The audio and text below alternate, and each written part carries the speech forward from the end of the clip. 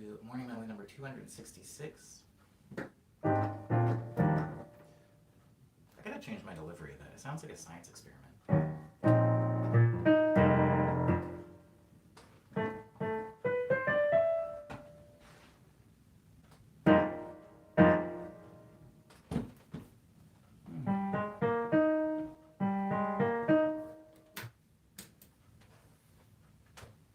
Oh, that's not great. What's going on here?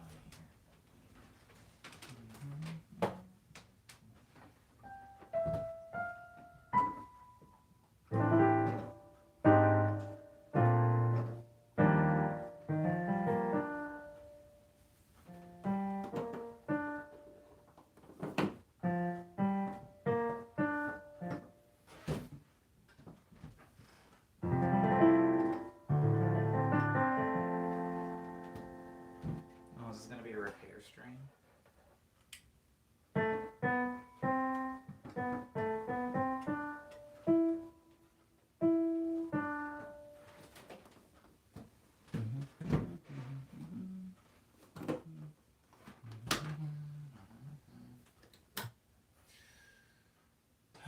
Okay, so I was out of town for a little bit over the weekend, and I left my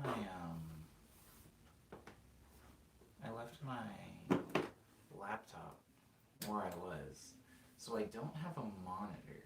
So I'm going to have to try to do it like old school streams where I actually read what was happening off of my phone screen. And another weird thing is that my sustain pedal for some reason just isn't working today.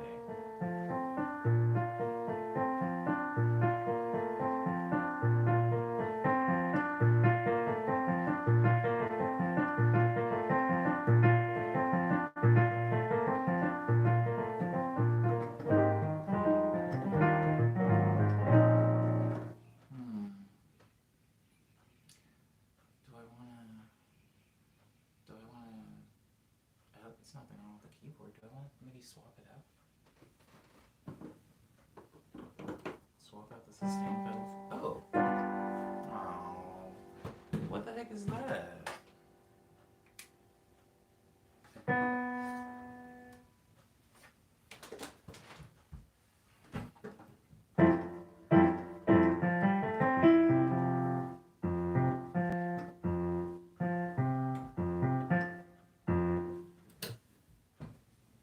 I apologize, everybody. Anyways, hope everybody had a good weekend. Mine was decent. Booba's not dead, although I don't want to talk about Booba actually, but Booba's not dead. That's a good thing. Good morning, Lindsay. Good morning, Cyber. Good morning, Grandpa Eyes. Good morning, Ube. Oh, I almost had it.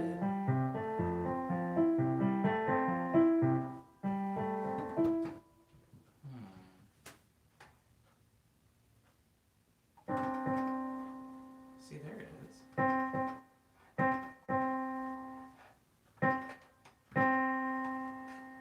Well, that's not good.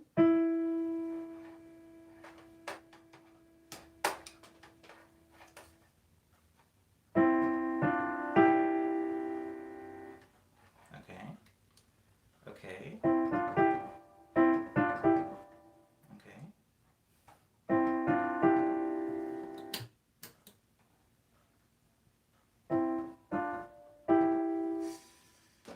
Oh boy.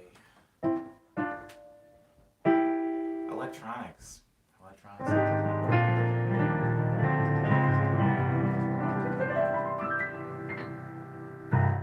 Okay, I can go ahead and start the medley now. So I have the phone a little bit closer to me today, so that hopefully I'll actually be able to read comments. It's going to be a bit touch and go. I'll have my laptop back hopefully soon, maybe tomorrow.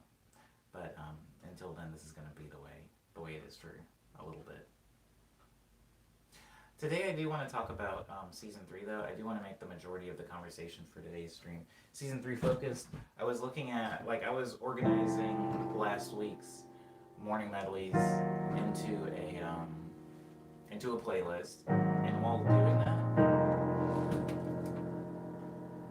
oh, hi Taylor. Sorry to hear about the migraine. I feel like my stream's giving people migraines. Ava had a migraine coming in. Somebody else had a migraine.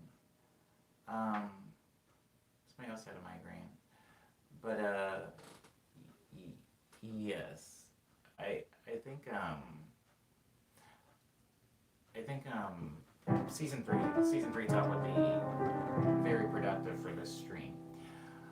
I was organizing some of the morning medleys into a playlist from last week, and um, I even went into my calendar and I marked the day that season three starts. Now, season three doesn't actually start until January, but I feel like I'm going to be so busy mentally in December that I'm trying to just front load as much season three work as I can. And so, one of the main things that I know I'm doing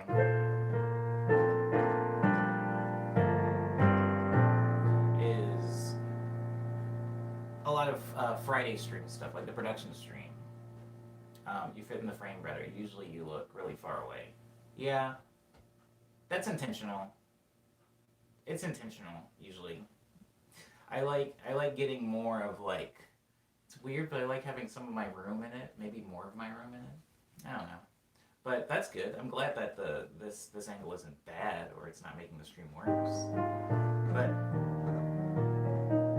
most of the things that I've already organized to or scheduled to change happen to be pertaining to the Friday stream, like a lot of the production stream stuff. More so rigid guidelines, timelines, and sections. Um,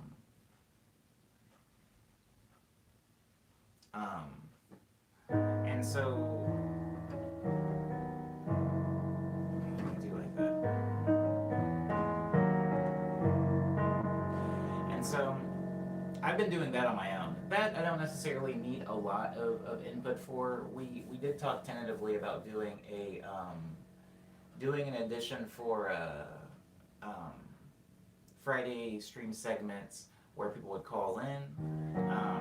As far as like what that is, how that's going to work, and what exactly is going to be talked about, how those conversations are going to play out, what exactly the system for that will be, is going to be determined. But I'm pretty I'm like 80% on that actually being a thing. I have very little cause to not want that, so I'm pretty good about that. And that is again more so a Friday stream thing, and not necessarily not a Monday through a Thursday thing. That's a production stream thing. Just because I'll feel a little bit better with having like the Discord and everything set up when I'm at my little station over there, my little studio station. Also, I remember Liana being in the stream, and I was kind of like on the fence, going back and forth between whether or not I was going to do a more produced, direct and audio version of the Monday through Thursday stream, or kind of leave it like this, where it's like there is the ambient noise and it's more so live, like you're hearing the acoustics of my room, and I'm not like really wearing headphones and have a mic set up. And it's rough because I think while the more so produced version of the Monday through Thursday stream would be better sound, which I'm a musician, and when talking to other musicians, especially about any type of visual content, usually musicians, rightfully so, prioritize sound over visuals. So usually if you're like a music YouTuber, most people are probably going to spend more time making sure the music sounds right and making sure the audio is clean and crystal clear and the drums are coming through and hitting. They're going to make sure that part's good. And as far as the video, they can like shoot it on their iPhone. It doesn't really need to be some super nice YouTuber camera, and they don't need to know how to use like After Effects and stuff like that. It can be like a lot of people are uploading beat videos, and the beat videos are really quickly thrown together like iPhone videos, but the actual music is like thoughtfully produced and well mixed and well mastered and then paired with it. So I feel like as a somebody making visual content, probably the music or the sound, if I'm not limiting it to music, should sound good. It should come through sounding good. I prioritize good sound over good visuals. And so, for that reason, and almost that reason alone, Monday through Thursday could benefit from being a more produced,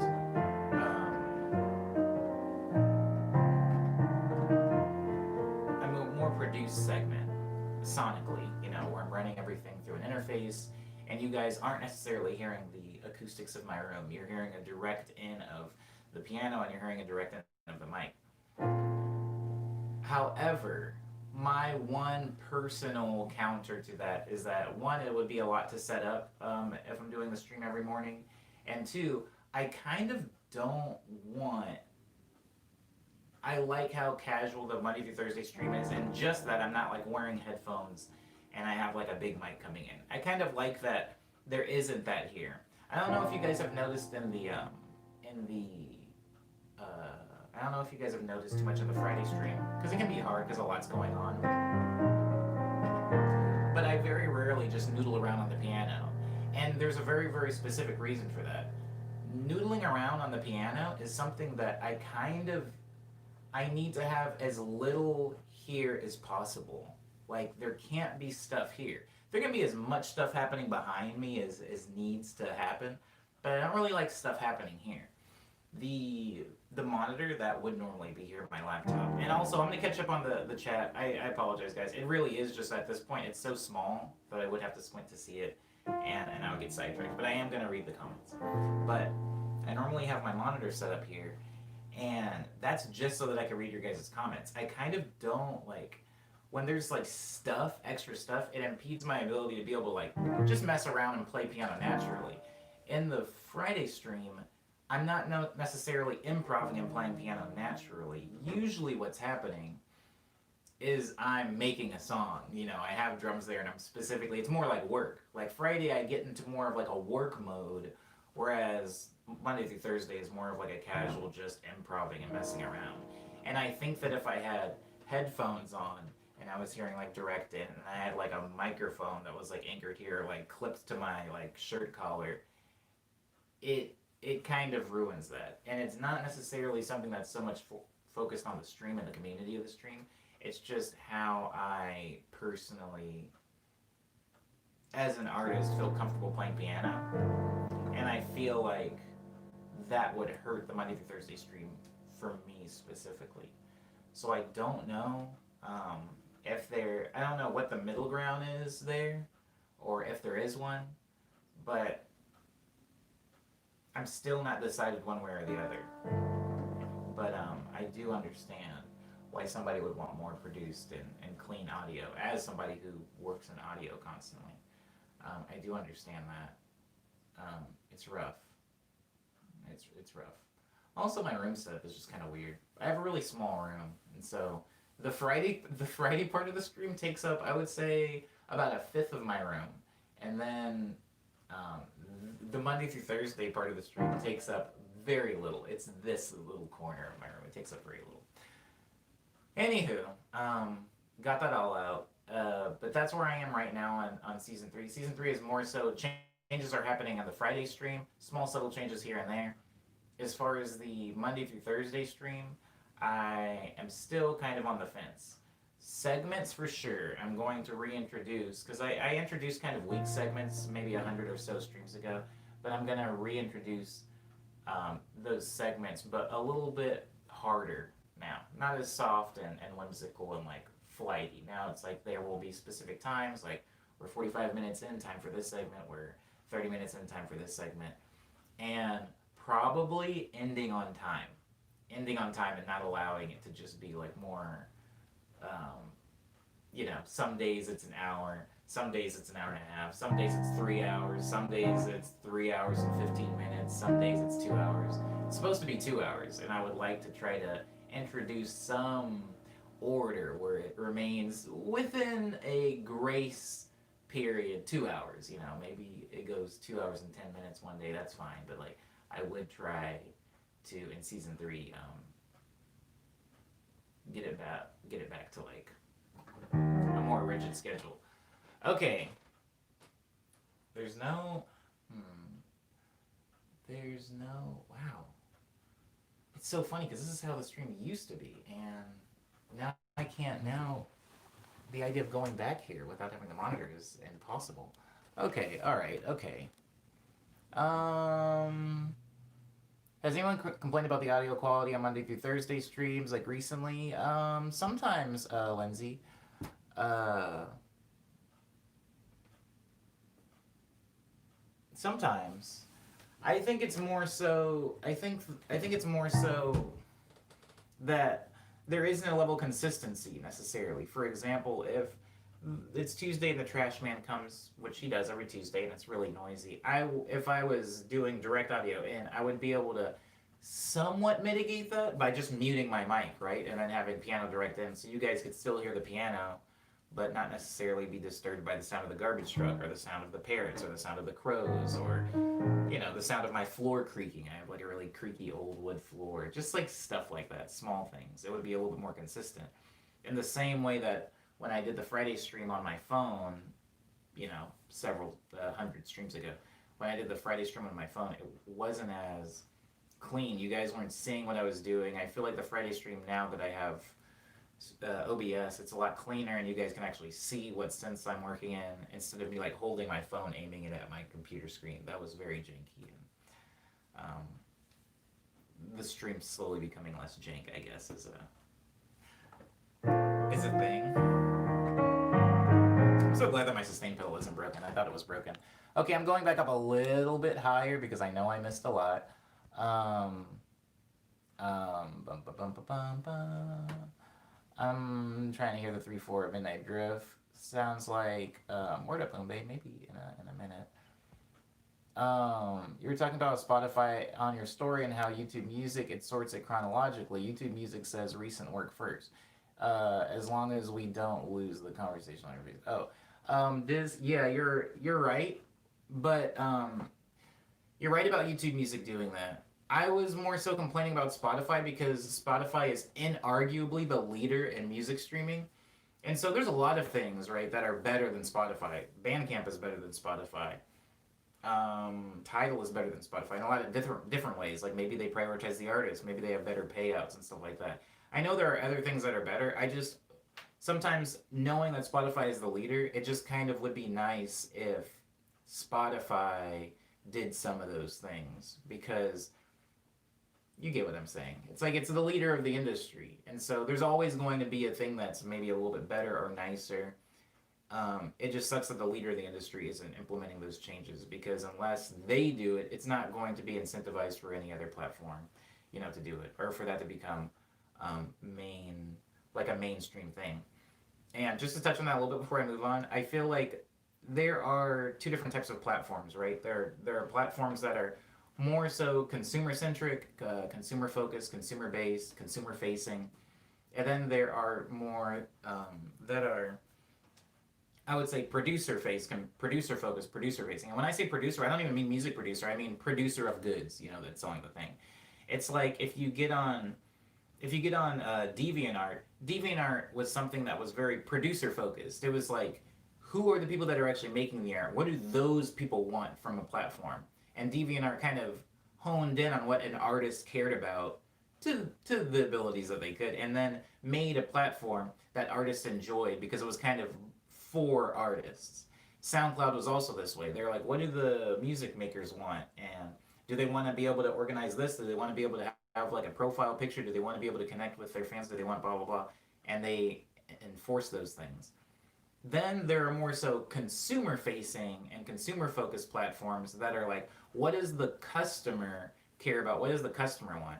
Spotify is more so focused on what the consumer wants instead of what the artist wants / needs. And it's not to say that either want and desire and necessity holds priority over the other one. I'm just saying that my primary interaction with Spotify is that of a music producer and an artist. And there are so many things that it just doesn't do because it doesn't really care so much about the artist. It more so cares about the consumer experience. So for somebody that just likes listening to music, Spotify's really cool. It's like, wow, the algorithm really knows what I want to listen to, and like they got me with this one. Wow, an update. Wow, oh, this is sick. I can like listen offline. But those things are not necessarily benefiting the artists. And so that's why I bring up Spotify a lot in my arguments. Not because I think it's the only, streaming service. It's inarguably the leader of streaming right now. And so um, that's why I talk about it and usually have words about it. I kind of like the noises of your room and neighborhood, though. I really do, Lindsay. One of the main reasons that I didn't want to go um, direct audio in is because I feel like just me physically, the way I interact with the piano, the more things I add, and this sucks because it's like, yeah, that's streaming.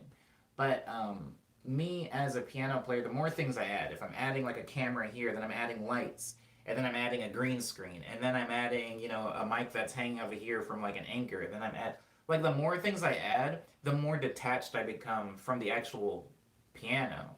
And it's like it's a sliding scale, right? It's like when do I feel most attached to my piano? When I'm like when it's like 1 p.m. and I'm playing here like in some clothes that I slept in, and there's no phone and my windows are open. I'm not online at all and I'm just messing around with the piano. That's when I feel most connected to it. And I can add things that'll slowly detach me from the piano, detach me from the music. I can turn on my phone. I can add like extra things. I can add segments. I can do, I can do a lot of stuff. I can get dressed up. I can be wearing shoes. Even when I play live, I've said this for several times. Even when I play live shows, like in other countries and other states and cities, I don't wear shoes while I play. I usually play in my socks. And it's because that's how I play at home. And sometimes playing in shoes and feeling my shoe on the sustain pedal, like I feel disconnected from the actual piano. It's weird. But my point is I can keep adding things and get more and more detached from the music. But there's almost like a tipping point where I've added too much and I no longer feel connected to the piano. I feel like I'm like a tool, like I'm a mechanism inside of a machine.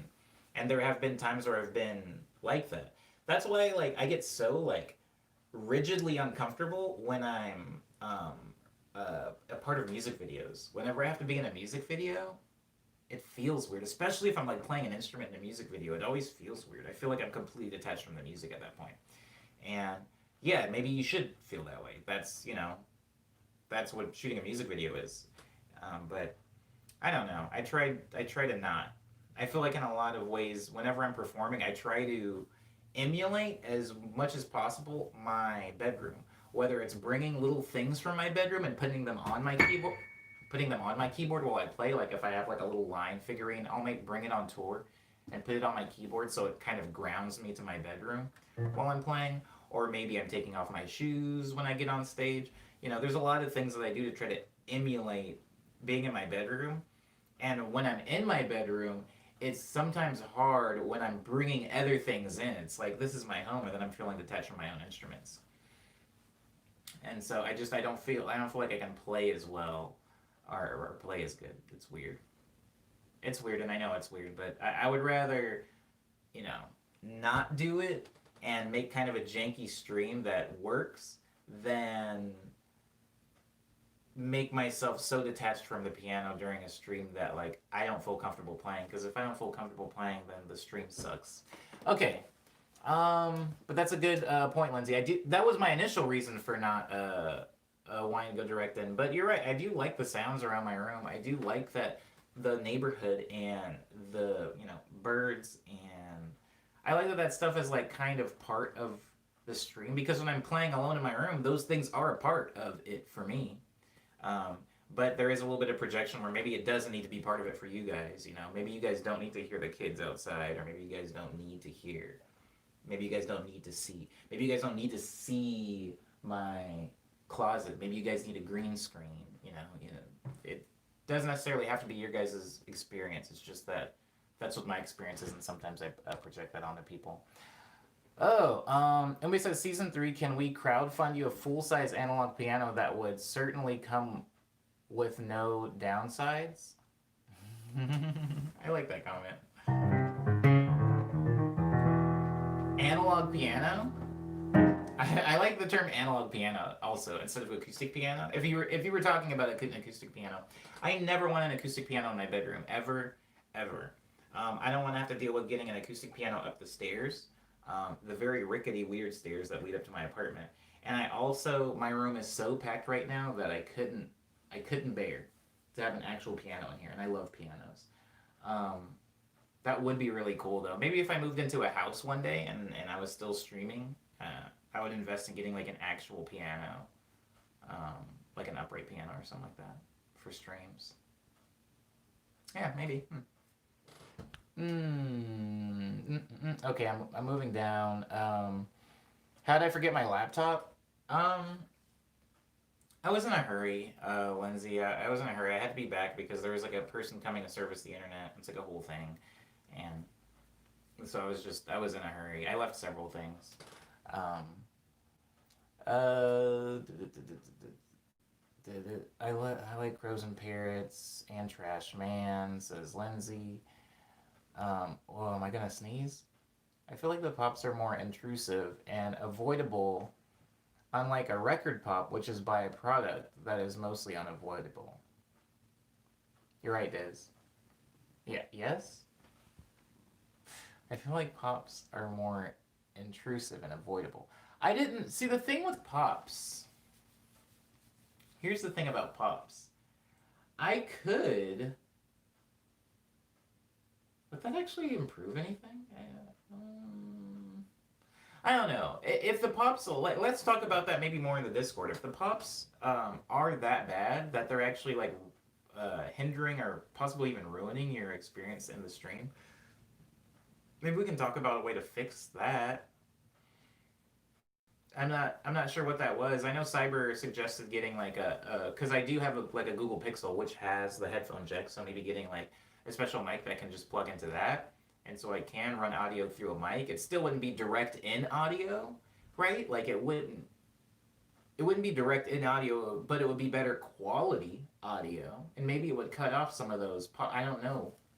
Maybe that would cut some of those out. That could be a thing. Maybe just doing that one thing. But please mention that more in the Discord. I would be getting into it more deeply right now, but without my monitor, it's just like I would rather be able to like read and respond in real time. But yeah, let me know, please. Bum, bum, bum, bum. What is the best streaming music service? Says Loluser? Loluser? Loluser? There is no such thing. You're gonna have to elaborate a little bit on your question because I don't know when you just say the best. We can't just use superlatives, right? Everything has to have a category. Which streaming service pays out the most? Which streaming service prioritizes the artist experience more? Which streaming service is most popular? Which streaming service is most lucrative? Like, you have to give me a little bit more to work on and not just say best streaming service because there's so many. When we get to the end and I'm like, and I do my whole like chord play of naming all the streaming service, there's tons of them. But if you had a specific metric in mind, I might be able to answer that because I am pretty learned on the streaming services, at least the established ones. I think most artists would say the non-answer, which is dollar Bandcamp or something. Says Umbe. If it's going to degrade your experience personally, then don't change it, says Diz. I agree with this. There's no need to change the production of Monday through Thursday. Piano is out of frame now. It sure is, Liana. I'm going to push it back so I can get the piano in frame. I'm just doing this specifically so I can get through the comments. At some point in your career, you should request a set built for when you get booked. That's like your room on stage. Okay, so Diz, I want to come back to that later, but I'm just going to do it now because I'm afraid I'll forget. There's a band in Arizona that I used to play with named Tugboat. There's like 8 bands named Tugboat, by the way. They had no SEO, but it doesn't really matter. There's this band named Tugboat. And when I played with them, they would do that thing. They would like for their like live set for their touring thing, they would always bring like a huge like a pickup truck. And in the pickup truck they had like a love seat, a lamp, a rug, like an end table, a coffee table, and a TV, like a CRT TV on like a little desk. And they would set up an entire room and they would perform on stage in the room. And the room, The room was their practice space, their garage. And I was like, I've never met anybody else that had that same problem that I have. Of course, they had the budget and time and effort to like truly recreate their space whenever they played a show. Um, but that was the first time I met somebody else that was like that. I think most of the artists and musician friends I have are like, I don't know what's wrong with you. Like, if anything, I struggle to create in my room. I need to get out of my room to create. But um, I just, I think when you're learning an instrument, those I'm not to make anybody feel too self conscious about the way in which and the space in which they learn an instrument. But when you're learning an instrument, that stuff is pretty formative. If you're learning an instrument with somebody teaching you and somebody instructing you and somebody watching you, sometimes it's difficult to play an instrument without some form of oversight. If you're learning an instrument in the context of your home, sometimes it's difficult or at least different and strange to play one outside of the context of your home. And I learned music and I've made music by like sitting in my pajamas, eating, well, honestly, just trash, eating like garbage, eating like candy and stuff like that, and drinking Mountain Dew, and like turning knobs and stuff like that. I wasn't in a class setting. There was no like proper guidelines. There wasn't like posture reinforcement or like good chairs. I was sitting in like Walmart office chairs. I didn't have like a piano bench. So my comfortable zone in creating and performing music is pretty like casual and honestly kind of ugly. And so trying to like zhuzh it up and make it a little bit more presentable and palatable to a more public audience has been an uphill battle. Not as too much of a struggle, but definitely I've had to like correct some things. For example, even when performing, I don't look at the crowd. I never look at the crowd. I don't even talk to them half the time. I usually, the only things I'll say to the crowd is sometimes I will introduce myself if somebody hasn't done it for me. And I will thank the crowd at the very end of my show. I'll thank them. And even when I thank them, sometimes I don't look at them, which I've gotten like yelled at for before. But point is, like, I like the crowd and the crowd's a part of it and it's really nice. But like, my comfortable place is just like my relationship with the piano and my relationship with the synthesizer, and like my relationship with my songs, and um, that's how it is in my bedroom. That's how it is in my formative space. And so when I go out into a public space, sometimes I forget to break that wall. Anyways, whatever. I'm getting kind of beside myself at this point, but that is a good point. Tugboat did remake. They remade their practice space whenever they played live, and I thought it was very cool. Is it acoustic? I straight up don't know much about pianos, to be honest. I learned something today. Oh. Well, like an upright piano, a piano that like it actually has strings in it and hammers. Yeah, that's an acoustic piano. And then they eventually made the EP or the electric piano, um, which is similar to a Rhodes. You've heard EP sounds. I don't know if you've seen one. This sound. That's like an electric piano.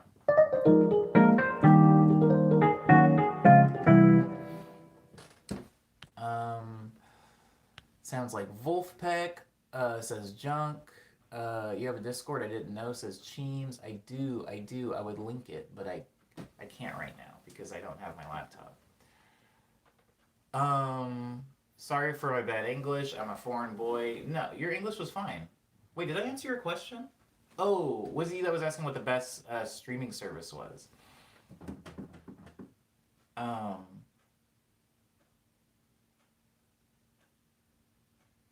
hmm, I would say, good morning, by the way, Chibi Lucy. Thank you, Cyber, for the link. Um,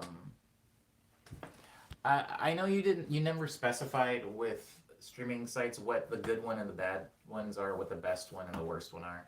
So I will just say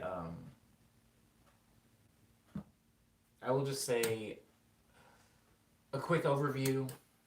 Bandcamp is more about selling music. Bandcamp, I wouldn't even say is streaming focused. It's more selling focused. They recently started doing more stuff with streaming, but it's more so about selling music. Sell your new album so that people buy the music and they can listen as many times as they want without paying. Um, yeah, think of Bandcamp like you would think of Best Buy, where you go and you buy a DVD and now it's yours forever. And then streaming sites, obviously, like Spotify, Tidal, Groove, Deezer, Napster, and all that stuff, Pandora, those are more like Netflix, where you never really own the movie, but you can watch it a bunch of times and someone somewhere is getting paid. But I think like there a lot of things have their leaders, right? Spotify's lead is coverage. They're very, very popular. If you put your music on Spotify, it's probably exposed to more ears and eyes than it would be on other platforms, just because other platforms have a smaller user base. If you put your music on Tidal, you're going to get paid the most per stream because Tidal just has the biggest payouts. If you put your music on Bandcamp, you're going to make the most money up front because instead of streaming, they sell the music. So instead of getting, I don't know, 79 cents at the end of a week, you might get $7.99 at the end of the week, you know. And so each platform has a thing that they specialize in. But I'm always, like my comment about DeviantArt earlier, I'm always very focused as a producer on platforms that are more producer focused. You know, the ones that are like, hey, you're a creator. Here, what are the things that you need? And you're like, well, as a creator, I would like to be able to X, Y, and Z. And then the platform goes, okay, well, we're going to make you able to do X, Y, and Z. And then there's a completely different type of platform that says, as the creator, give us the stuff you created. And you go, okay, and you give it to them, and then they, as the platform, go, hey, consumer, what is the best way you would like to see this stuff portrayed? And the consumer goes like, oh, I want it to be orange. And then the platform goes, okay, consumer, and they make it orange. And then you, as the creator, go, I don't like that. I hate that it's orange. And they say, no one asked you. We've got your input, and it's your creation. So most platforms are consumer based, by the way. They're consumer focused. Most platforms. The only music platforms I can think that are hard creator focused was SoundCloud, I guess Music MySpace, if that counts, which it doesn't, and Bandcamp, and Tidal tries to be. Tidal tries to be, which is admirable, but I wouldn't even necessarily say they're super artist focused. Okay, I hope that answers the question. Thank you everybody for liking the stream. I feel like I don't do that anymore. I don't thank people for liking the stream, but I do appreciate it. I do. It helps. It's good. Bum, bum, bum, bum.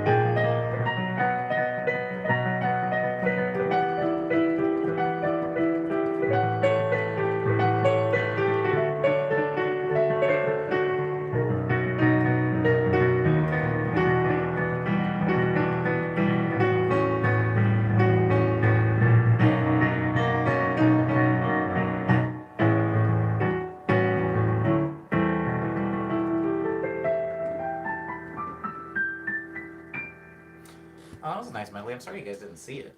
I didn't realize I didn't push my my phone back for that. I'm gonna start doing the medleys as an experience where my hands are always slightly out of frame, and you guys just have to see my absent-minded eyes and arms moving around like this. Okay, I wasn't really quite done with season 3 talk though. You're a good piano man. I like your songs. Thank you. Oh.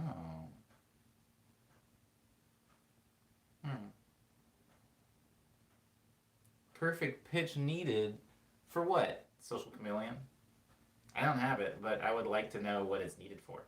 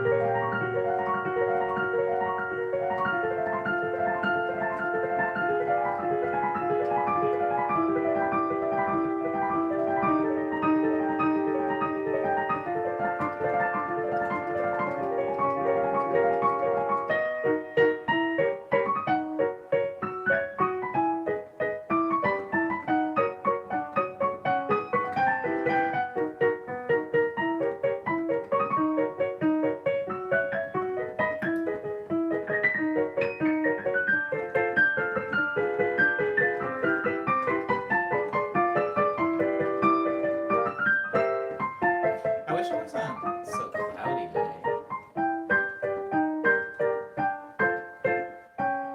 This reminds me of Final Fantasy. Ooh. It's surprisingly weird not seeing the piano. Tell me about it. Okay, hold on. Social Chameleon says, perfect pitch is needed to know what you're playing. I never know what I'm playing, so that makes sense. Hi, good morning, Mike.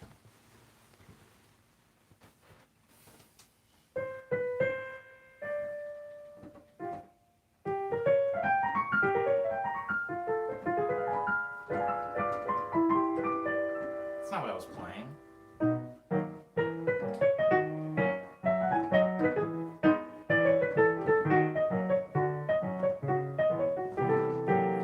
Because we can't see your fingers is what I meant. Oh!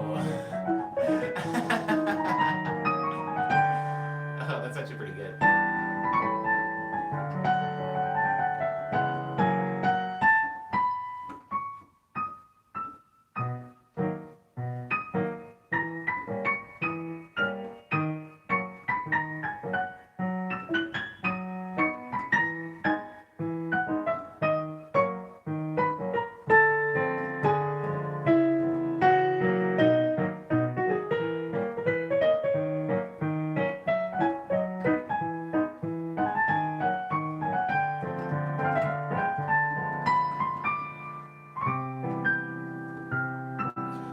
Wrote a song right before I left, and oh, you know what? Never mind. I remember what it was. It was that.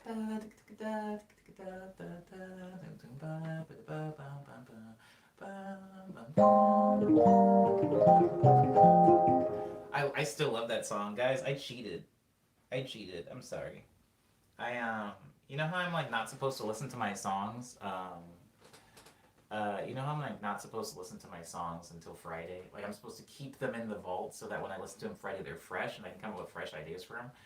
I was in my car and I did pull up Friday's stream. For the first time I pulled up one of my production streams just to listen to the song that I made on it. And it was just that chord progression. Like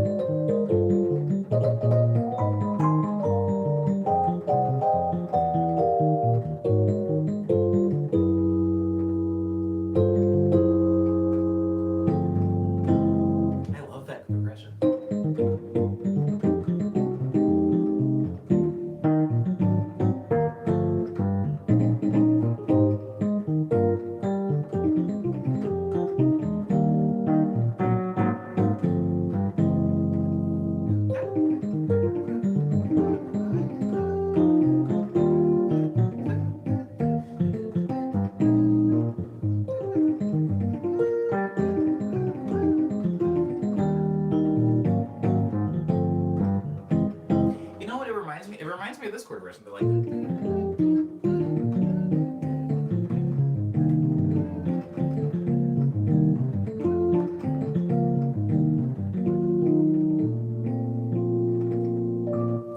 I think gradually it's like knowing some form. I know, and I know, and I'm going to do it. Talking about music theory, I know it exists, and I'm going to learn at least a little bit of it. But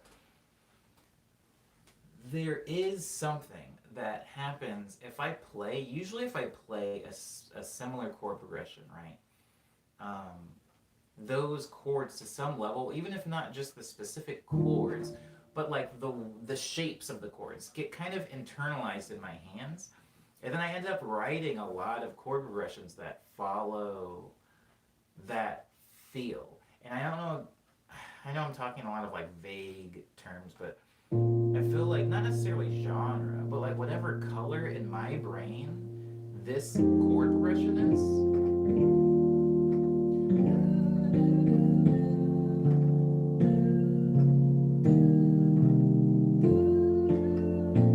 that chord progression has the same color to me as this one.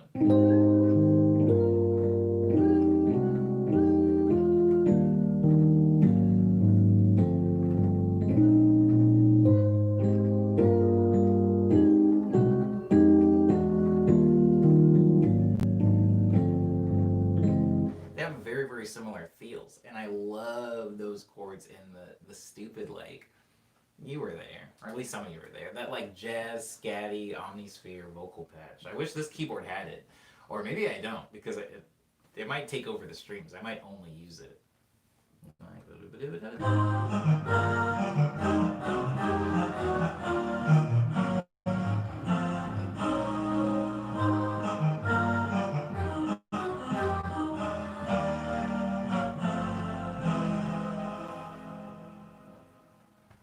Game show? Is that what it is? Game show? Like the feel? Sorry. Where's 38? I do like the 38 sound. Um,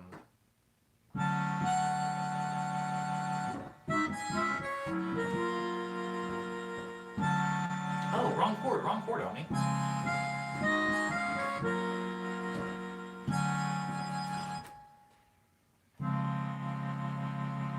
Ooh, well, how about that? Oh, the parrots are back.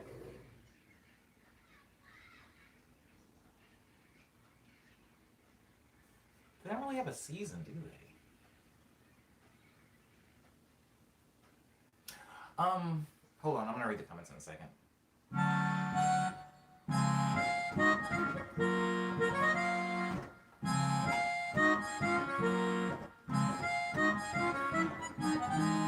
Like they do. To me, I know they're not the same. I know there's probably people in the stream that are like, Omni, these three ideas do not sound in any way similar. But all three of these things, that and this part, this thing,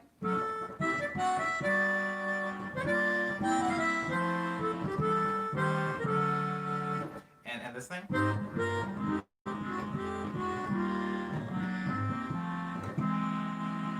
and this thing.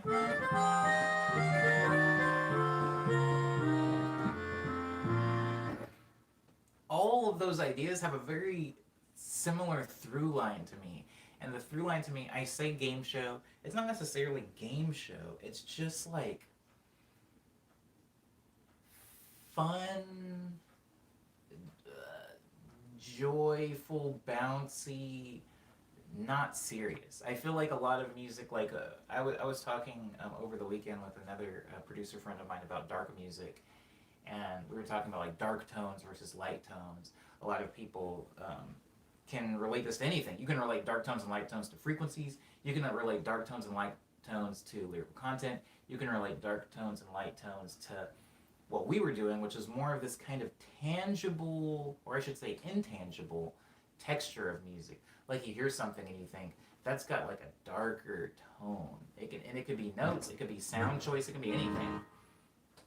And how a lot of my music, no matter how hard I try to make a sad song, usually has brighter tones. Like the tones are bright, and I mean I know a lot of people are getting into music at first. They're like, well, major chords are the happy chords, and minor chords are the sad chords, and that's a fine way to look at things. As somebody that especially doesn't have the best grip on music theory, I don't really know major from minor half the time anyway. So I'm not going to die on that hill, but I will say that's like such a simplistic way to look at something. It's almost like looking at somebody and saying when they're laughing, they're happy, and when they're crying, they're sad. It's so much more complicated than that when we're talking about dark tones and music and that kind of intangible thing that I'm talking about kind of borders on the line of like happy tears and angry laughter. And so when I'm playing,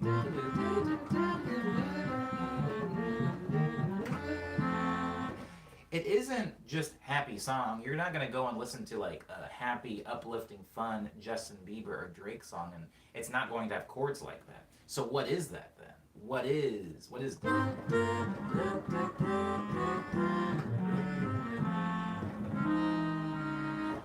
what are these chords? Somebody could very dismissively say, well, they're jazzy chords, so that's why you're not going to hear them in a happy Drake song because they're jazzy. And again, that just feels so surface level and easy. I think what I'm talking about is like a little bit more. Somebody says, well, isn't Drake like rap? Drake is rap, but that doesn't really mean anything. I mean, rap in 2020 does not all sound the same. It's not all trap beats, and 808s. So there's a lot of very jazz infused hip hop. I mean, if you listen to even Drake's, maybe not he's Drake, but if you listen to like Kendrick's last album, or even the album before that, which would be a better one, like stuff was a mess with jazz, like wild jazz stuff. And I would say even on the jazzier bops on the Kendrick album, not necessarily chords like those, like the chords that I'm playing. They belong in a completely different field where I would think of them as like game show things or Sesame Street chords, like something that would be in. I made the joke about Yo Gabba Gabba last week, but yeah, like something like that. And I'm like, what is that then? What about these chords makes them inherently playful? Like more on the playful, almost goofy side of happy. Still sophisticated because a lot of the chord shapes, sophisticated chord shapes maybe, but they still feel very playful, if that makes sense. Hmm. Playful is the term that I use a lot. I want a better term though. I want a better term because playing is, in my opinion, indicative in music. Sorry, I'm going to go through some of the comments now because I couldn't read them because my phone was too far.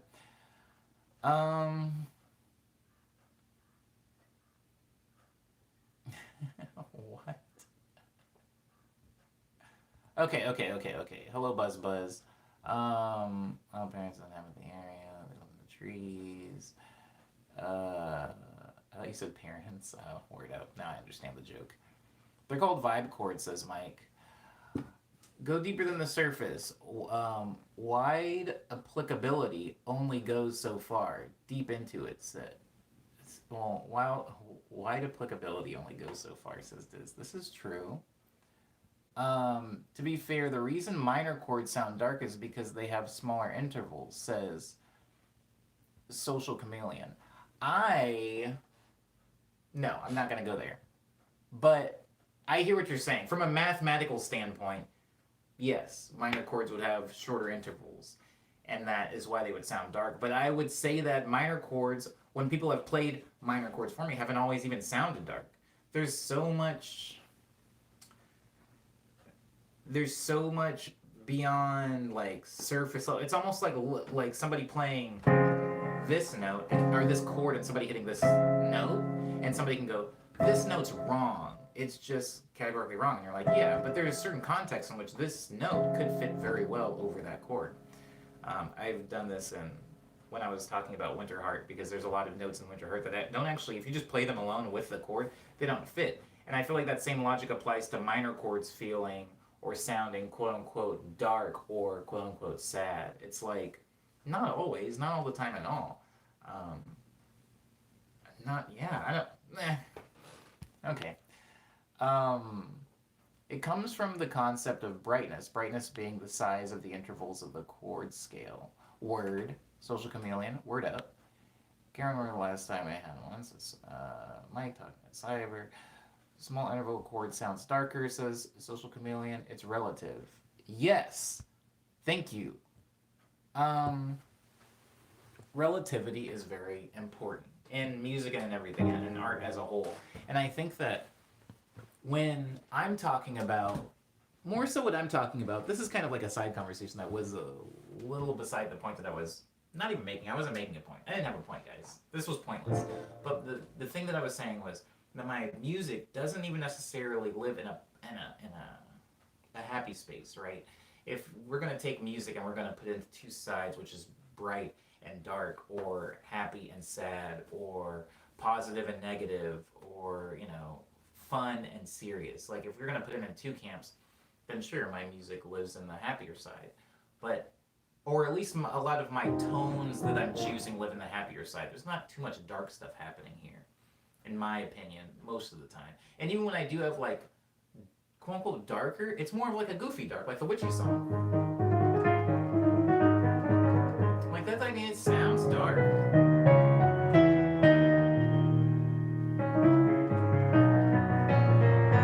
But it sounds like a goofy Disney dark almost. And there's a very specific like side of the pie, which is, again, I'm going to use the word playful, but like there's a specific part of this huge pie that is like feeling, emotion, and tones that is playful, that my music, no matter whether I'm writing a sad song, or I'm writing a happy song, or I'm writing a breakup song, or I'm writing a date song, or I'm writing a song about witches, I always seem to find a very playful pocket there. And I know a lot of that has to do with rhythm and energy, delivery, Like if I'm playing the Witchy song the way I normally play it, which is, I know that a lot of that has to do with the bouncy rhythm that I'm playing in it. Even if I played in a waltz rhythm,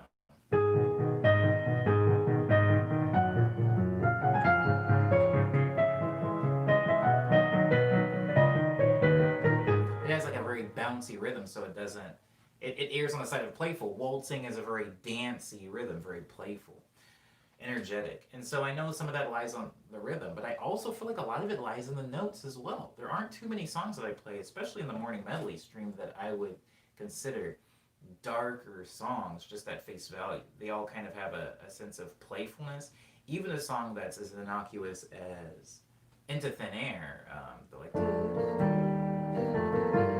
I feel like the closest it can get to something dark is the mood of wistfulness, but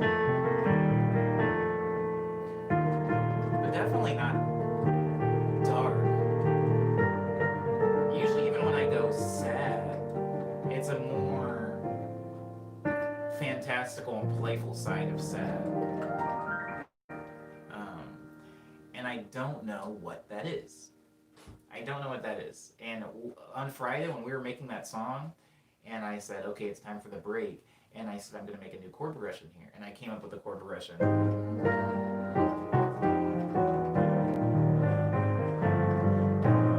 When I came up with that chord progression, I had an exchange with Cyber where we were talking about what it sounded like, what it felt like, and I was like, this feels very playful. It's weird. It's almost like circus house music.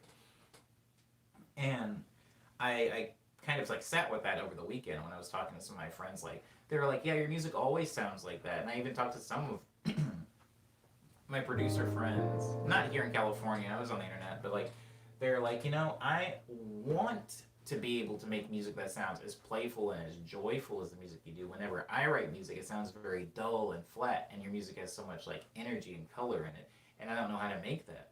And I was like, I don't even know how to make that. This is just what is coming out of me, but I'm not intentionally infusing that in my music a lot of the time. A lot of the time, I just come up with a cool progression, and it just kind of ends up sounding that way. It has that like playful element to it. I would say that some of my tonally darkest music that I have is Ego Death music, and Quick Breath. Quick Breath and Ego Death both have some pretty dark music on it, but I'm going to lean more towards Ego Death here because of lyrical content. And even with the lyrical content, even with all that, I would argue a lot of those songs that are very sad, still feel playful, magical, wonderful. Not wonderful in like a positive way, but wonderful in like of wonder. Like they all kind of have that quality to them. And that wasn't necessarily the intention, nor was it a failing of mine to have arrived at that point. It's just something that I've noticed with my music.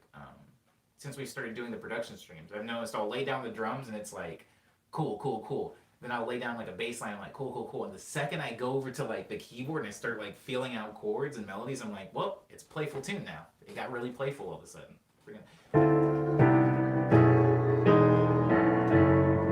Those are the dropout chords.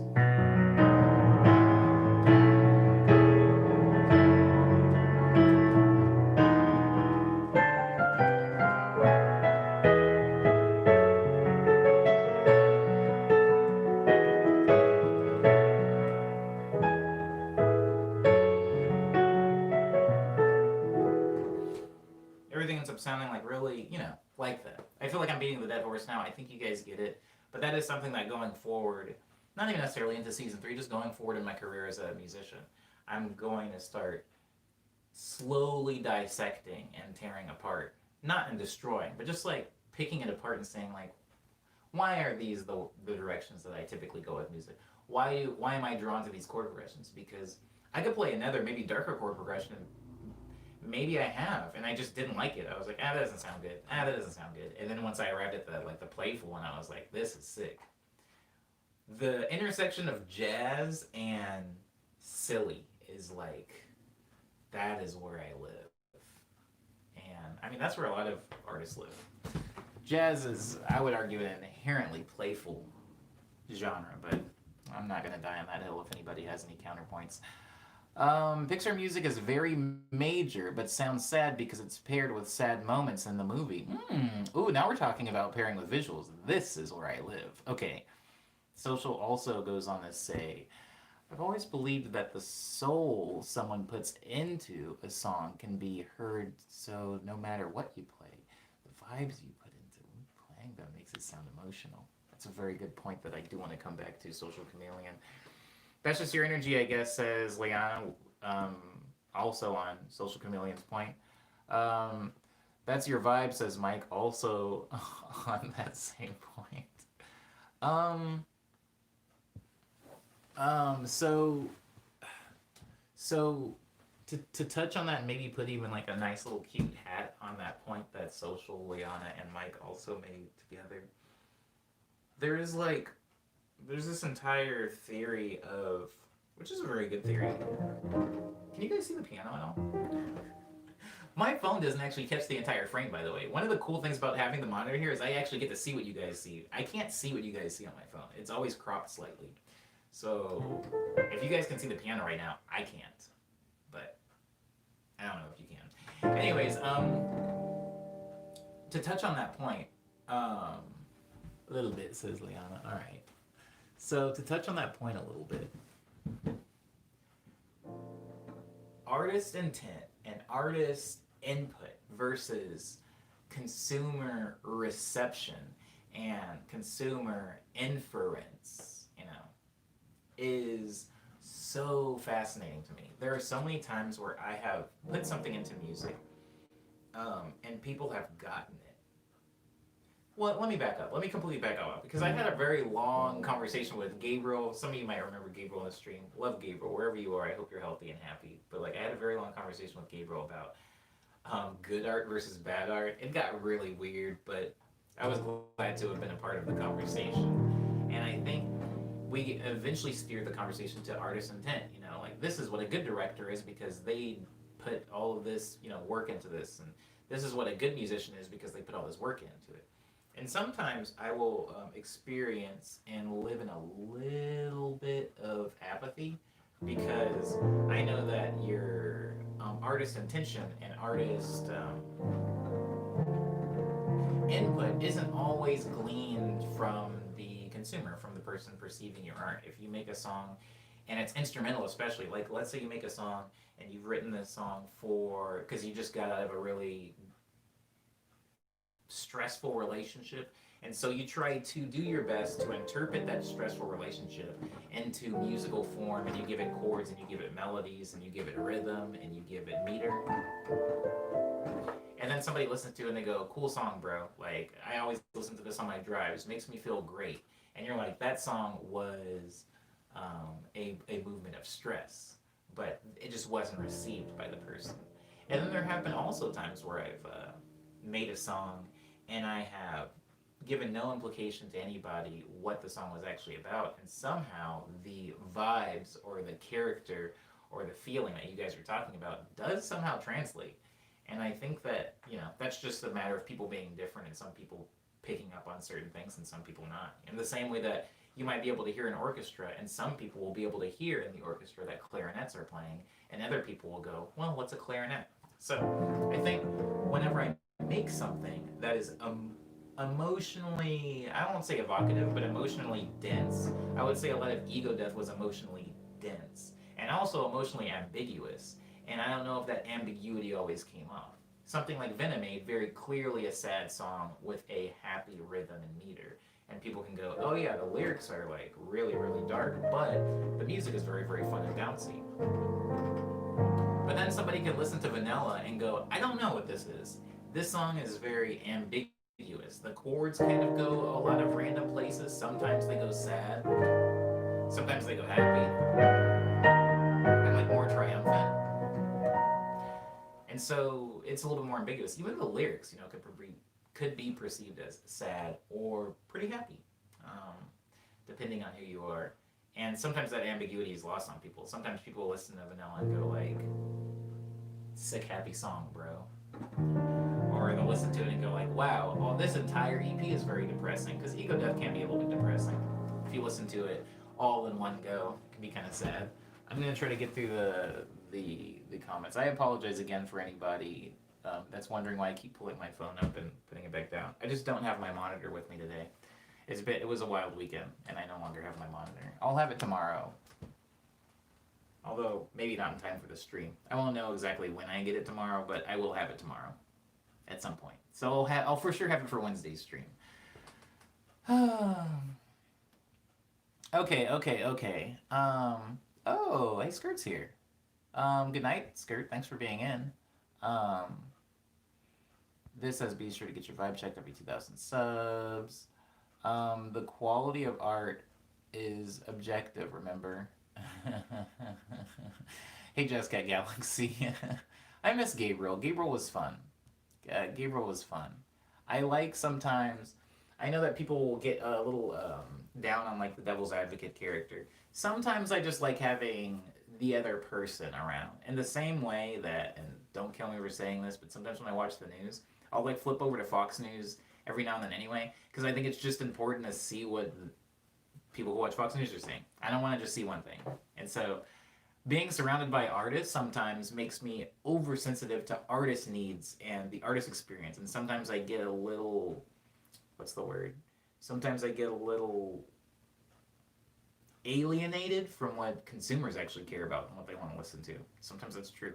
Sometimes I think, oh, artists should just be able to make what they want and love it and be passionate, and people should be able to respect that. And then I talk to a consumer, and they're like, "Oh, I don't like so and so's new album. I'm not listening to them anymore." And I'm like, "Oh crap, for real?" So it's important to get the Deadpool's ads sometimes. Hope you have a nice stream, says Liana. Thank you, Liana. I appreciate, even though it wasn't directed to me, I appreciate the wordplay on my EP that I released. It also depends on the context you first began listening to a song. For example, Colosseum sounds very nostalgic to me because of the time I spent listening to it while studying with my best friend. Wow.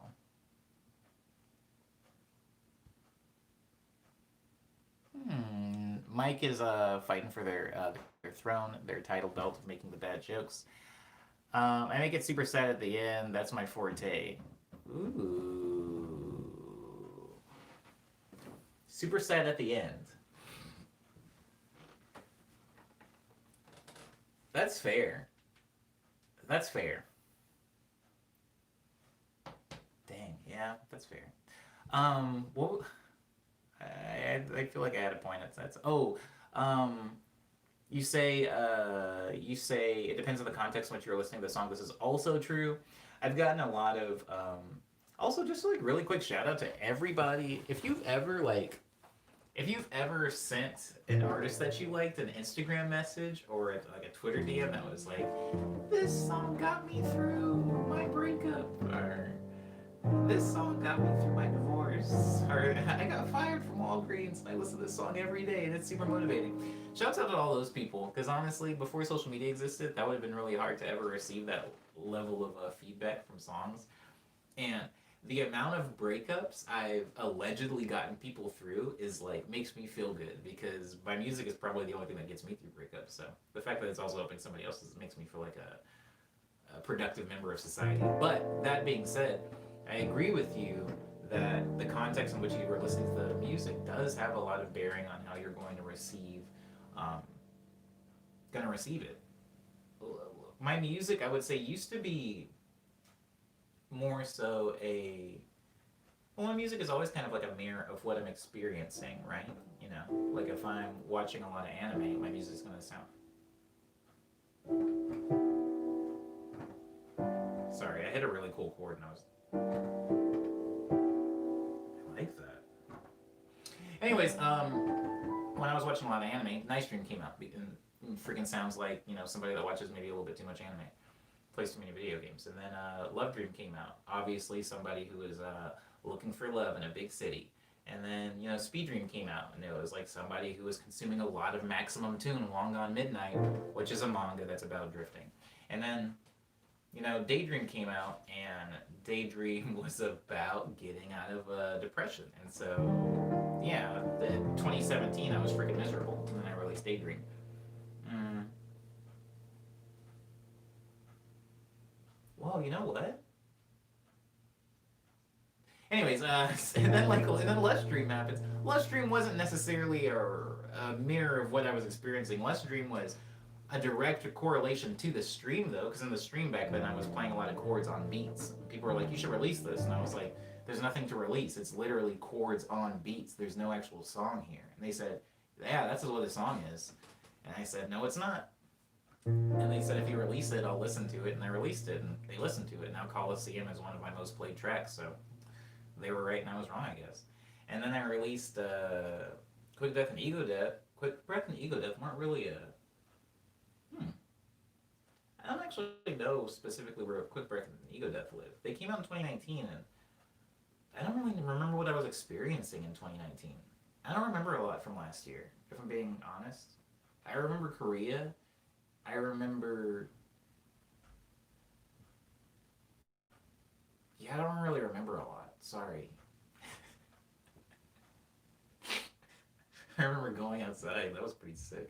Okay, we did the season 3 thing. I think what I'm getting, the things that I've gathered from the season 3 talk from this stream is that if I do end up increasing the quality of the Monday through Thursday stream, it won't be necessarily me doing the whole kit and caboodle, but maybe me just getting a mic and having it plugged into my phone, and not necessarily the whole interface. Maybe that could be the thing that I do that's super doable. The thing I do that's super doable for the Monday through Thursday. And then um, the episodes that happen on Fridays will have like Discord call in, more confined, defined, and strictly reinforced segments. Although I am I do have to worry about that a little bit, because sometimes I just get on a roll. I listened to Morning Medley number 265, not in its entirety. I just listened to the point where I got to those chords, like.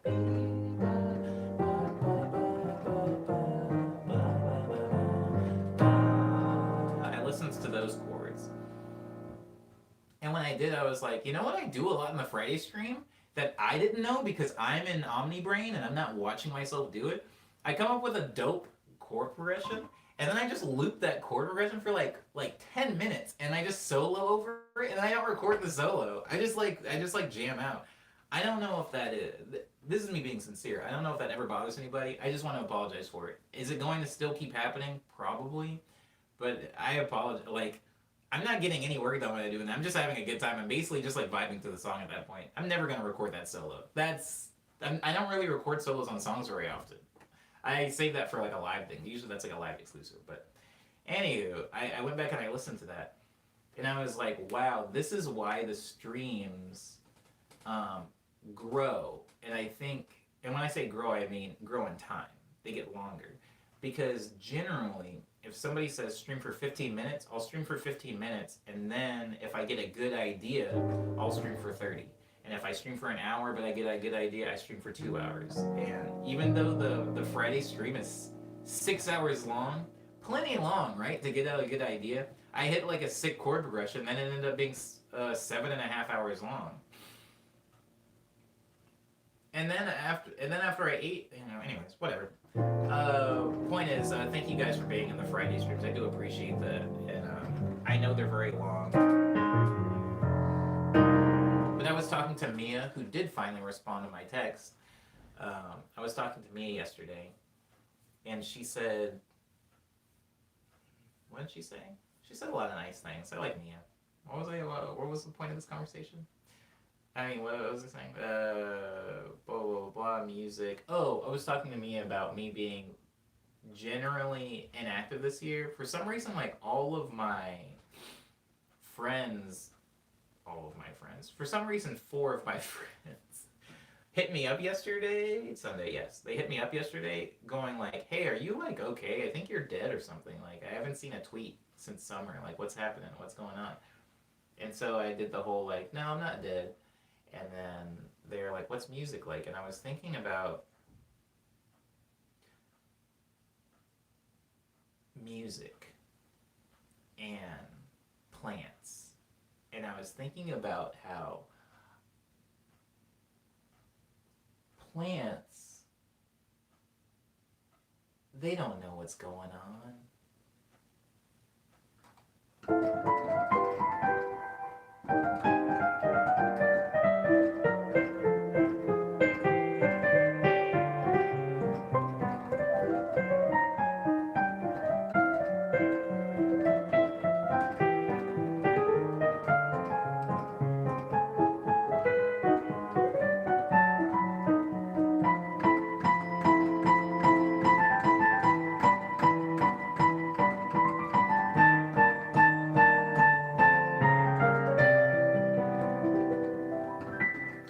Plants don't know what's going on. They're just like trying to live. And then if they can't live, they die.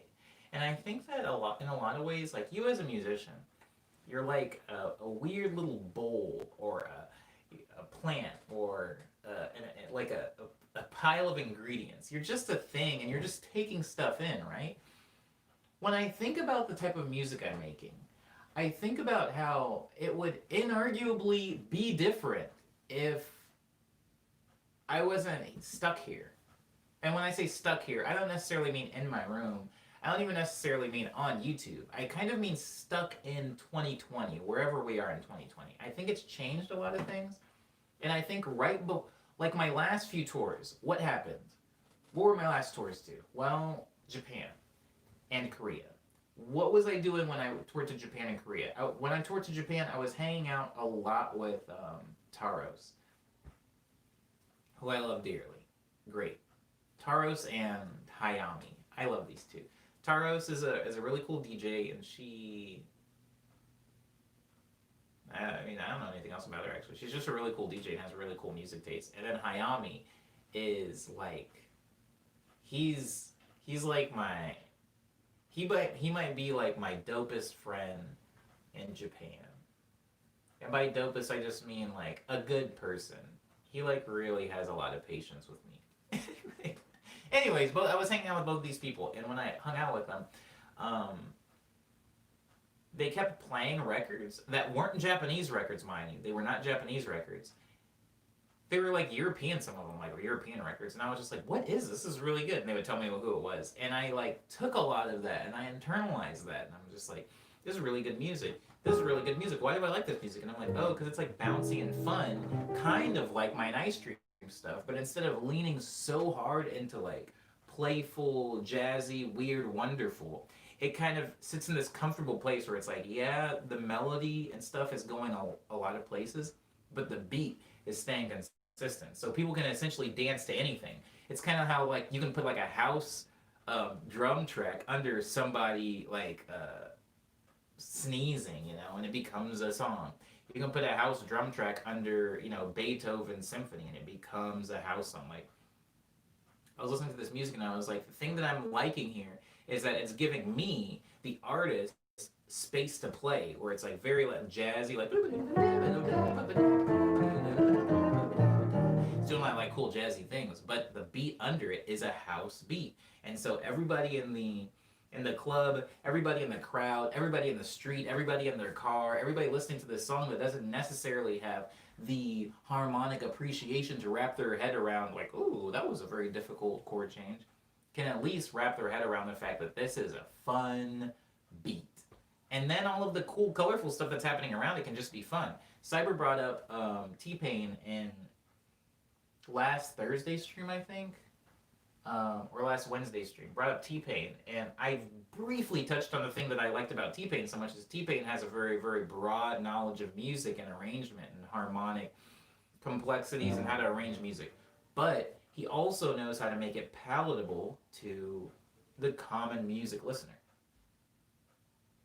And I think that Nice Dream was a little bit more for musicians and not necessarily for common music listener people. And I would like to think, Cyber et al., I would like to think that the music that I'm making right now is a little bit more on the side of the casual listener. The casual listener will be able to listen to a song like Dropout, listen to a song like Bus Fare, listen to a song like Just Believe, and listen to any of these songs, and they will hear some kind of weird jazzy stuff, but overall they will think this is a fun song that I can dance to, I can like bob my head to, and I can hum, and it's catchy. Not a lot of songs are catchy that exist in the very wild jazz sense. Not a lot of songs by Maxo are catchy. They're very, very fun, and they're very memorable to me, but to somebody that doesn't necessarily just have a taste for that type of music, it's not catchy. So, I listen to the music that I'm making in the Friday streams, and I'm like, you know what? I haven't really been making a lot of this type of music, or I haven't been making a lot of drum and bass, or I haven't been making a lot of ambient music, and I'm like, why is that? And I think what happened was I got inspired really hard by a certain, not even necessarily sound or song or artist, but I got inspired by a specific ideology in music, which was jazzy, fun, crazy, zany, but on a very danceable, consistent, reliable, percussive layout. I got so inspired by that, and then we went into lockdown. And so instead of being able to continue to consume inspirations and going out in the world and going to other countries and stuff like that and seeing more like things, that one inspiration has just been like feedback looping in my brain. And it's turned into like, okay, let me write like a jazzy house song, and it's like, let me write a disco house song that's jazzy, and then let me write a plunderphonic song. No, wait, let me write a plunderphonic song that's disco and jazzy. Let me write a house song, and it's like, let me write a house song that's plunderphonics, that's disco and jazzy. All of my inspirations are just feedback looping off of each other, and they're slowly starting to create a framework. It's like the whole, like, it's the monkeys on the typewriter thing where, like, you have a bunch of monkeys on a typewriter, eventually they will write blank. I think that I've just had so many ideas bouncing off each other, but I've been in this like weird like feedback echo chamber container that now those things are starting to make a type of song. So instead of like us being in the Friday stream and I'm making, oh, today's a plunderphonic song, today's like a pop song, today's like more of a drum and bass song, today's a disco song, today I'm going to try to make something that sounds like city pop, today I'm going to try to make something that sounds like future funk, today I'm going to try to make something that sounds like house music. Instead of having a variety of different things, they're all kind of like galvanizing to make this one, I'm not going to say the word weird, but this one sound. And that is what Friday's song was, the Hoggart song. That's what it's turning into. That's what Just Believing turned into. That's what Dudes turned into. That's what freaking Boba's turning into. That's what Jumble Butt's turning into. All of these songs are turning into that style of music, and it's interesting. I feel like if I'm trying to steal a positive out of 2020, it is it is forcing a lot of my more sporadic, distant, tangential inspirations and forays into other genres to get folded into one weird, like, fruitcake of a genre that I actually had to, we like struggled with on Friday, where I was like just going, I was like pulling up random tracks and I was like, is this house? Cyber, is this house? Would you consider this house? Anywho, let me try to catch up on chat. I've been dying. There's probably middle ground, says Diz. This is true. Liana says there's probably process baby.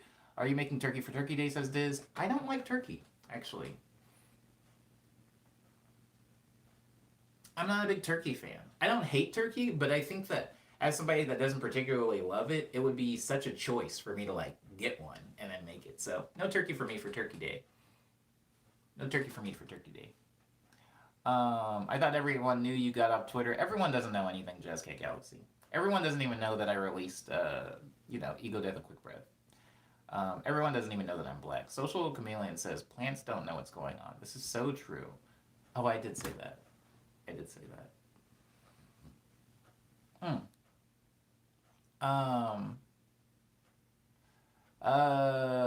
Goodbye, Mike. Sorry, I'm like really behind. Plants are made by Spectrum to trick people into thinking nature is real. The plants will turn at Xbox controllers and kill us all. I'm so tired of Spectrum, Ram. I'm so tired of them. Sorry, Umbe. Plant talk. I accept the fruitcake analogy. Yeah. Yes. And that is not to say, everybody, that is not to say that I'm done making ambient music. It's not to say that I'm done making this type of music or I'm done making signals type music. It's just saying that I'm finally starting to see some consistency in the way these songs are shaped. And they all have very, very specific births in the studio morning medley stream, where it's like they all have like plunderphonic aspects to them now. Also, by the way, thanks to you guys. I did think, but thanks again for sending in all of the vocal samples and stuff like that. And arguably part of the framework for what, like 4 songs now? Even though they all weren't you, some of them were just other things that were sent in. Like, it's the framework, right? So it's like plunderphonics is a big part of that fruitcake genre. Disco. When I was making all those disco tracks, that's also a part of it,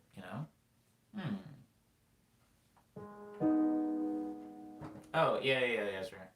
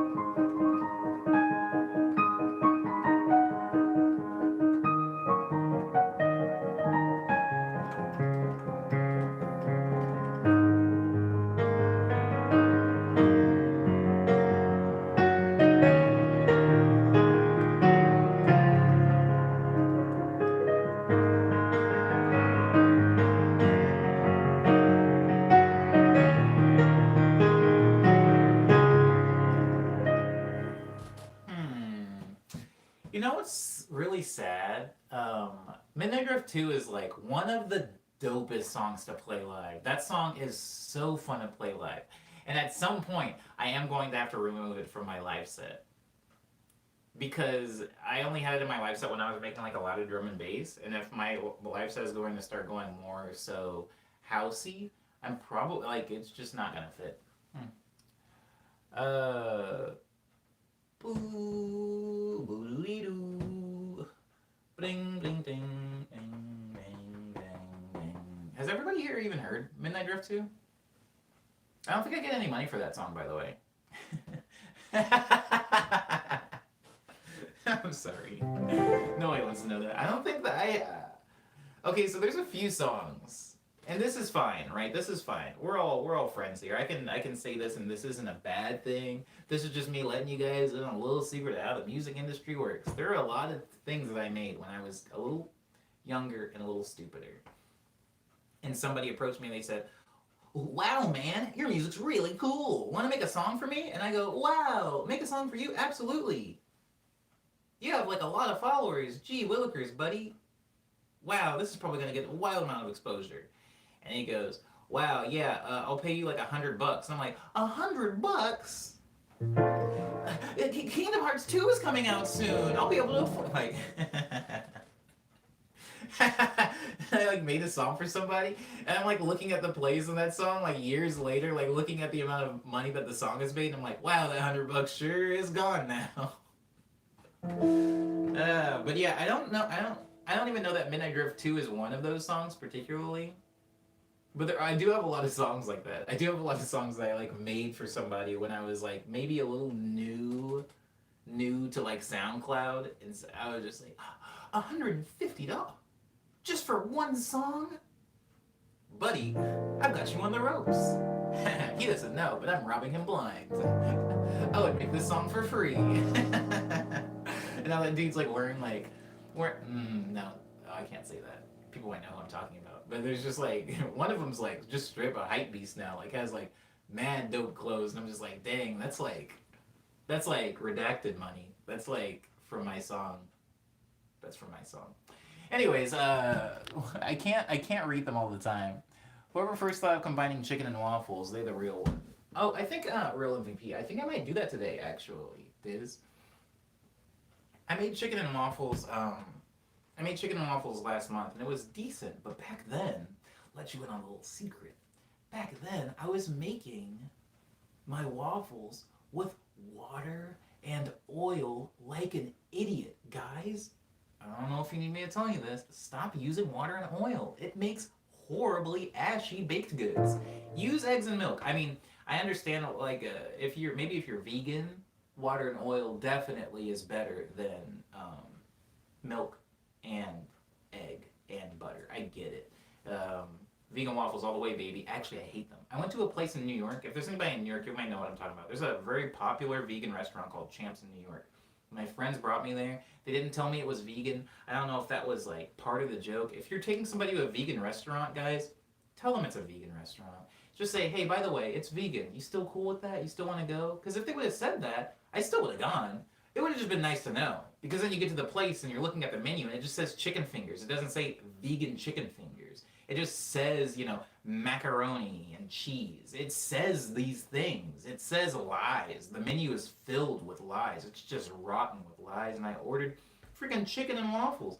Like an idiot. The chicken was made out of, it was like seitan chicken. It didn't say that on the menu. And I was like, but by the time it came out, I took the first bite of the chicken and I was like, this chicken's weird. And they're like, yeah, right? It like tastes just like real chicken. And I was like, oh, you freaking fools, you tricked me. You made me think it was real chicken. It's not real chicken. And so after I had gotten over the fact that I had spent basically about $22 on what wasn't even a real bird, I was like, but the waffle should be fine. You can't ruin a waffle. There's no meat in waffles. Stupid on me. Oil and water. They used to make this waffle. It was so ashy. I don't know. Ugh. I don't mean cigarette ashy. I said that the other day. I was talking about ashy bread. Somebody was like, cigarette butts, and I'm like, no. it's like a black person's elbow that hasn't lotioned up properly. Like that's what the waffle at Champs tasted like. It was awful, really horrid. I wasn't a fan. Why am I talking about? Oh yeah, because chicken and waffles. So I'm gonna be making chicken and waffles again soon, and I'm actually going to make the waffles with waffle ingredients and not oil and water. Ugh. You don't think it's gonna make that big of a difference, but Jesus, even just like mixing it, like when I make my waffles, just you make it with oil and water, and it doesn't smell like anything. It smells like, I don't know, starch. I put that milk in there. I put the melted butter in there, my eggs and stuff like that. And I was mixing, and I was like, "Whoa, this smells good!" And I haven't even made it into a waffle yet. It's just a bowl of goo. But like, I'm ready to eat now. It was wild. It was wild. I'm gonna be making chicken and waffles probably like Thursday.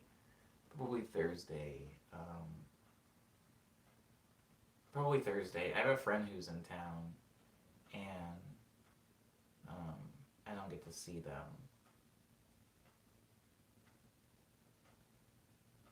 And if I do end up seeing them, maybe I'll make them a chicken and a waffle. Um. Da, da, da, da, da, da. Water and oil don't mix, so don't put them in your mix. Thank you, Social Chameleon. Thank you. Take a bite of warm waffles, then take a bit of cold chicken. You're set. Why are you saying this?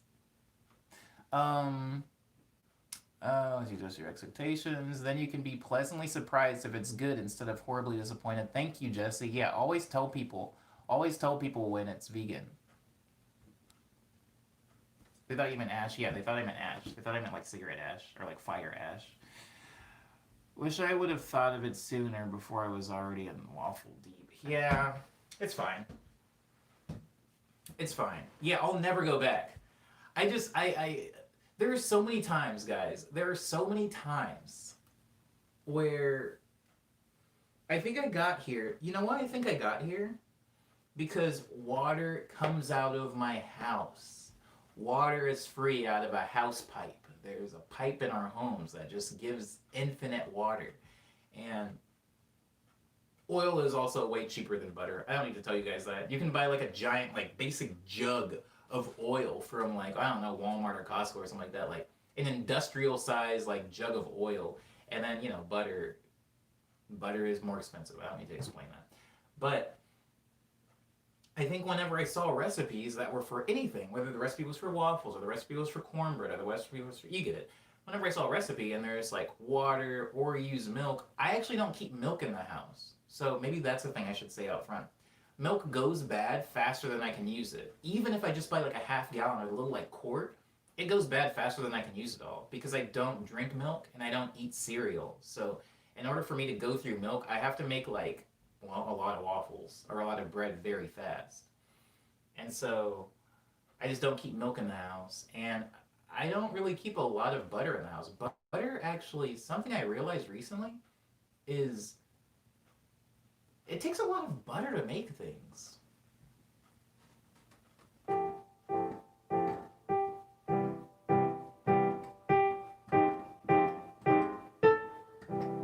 It takes a lot of butter to make things. Like I had to like cut like a sizable like block of the butter off and melt it to make these waffles. And I was like, that's never been the case because the only thing I actually use butter for, the only thing I use butter for, naturally, regularly, frequently, is to butter pans. Like I'll open the waffle maker and I'll like butter the waffle iron part before I put mix in, or I'll like butter the pan before I, fry things. I don't actually like put butter in stuff. Butter is almost just like strictly a utensil lubricant. And so when they were like put X amount of tablespoons of butter in the waffles, I was like, oh my god, that's why people go through butter, because they're like actually baking stuff. I don't really bake often. At least not anymore. Okay, I feel like I've rattled on long enough. I don't have my monitor here, so I can't actually see how deep I am into the stream, but we still haven't hit 2 hours, it looks like, so I'm safe. I'm still safe.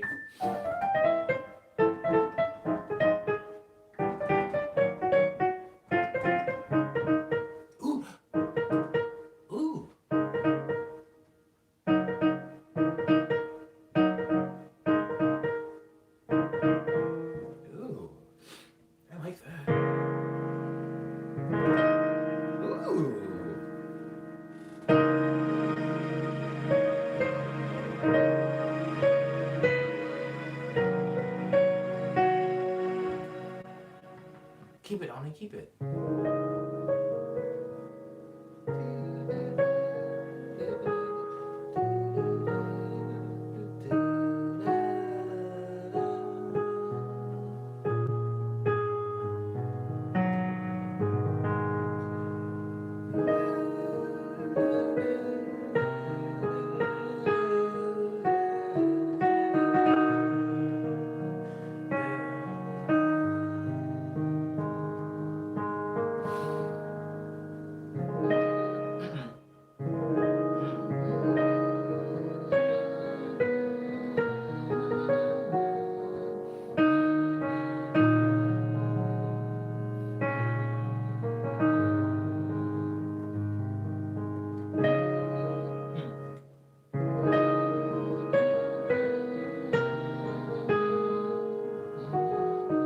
Ooh, guys, what is that? I like that. That's fun.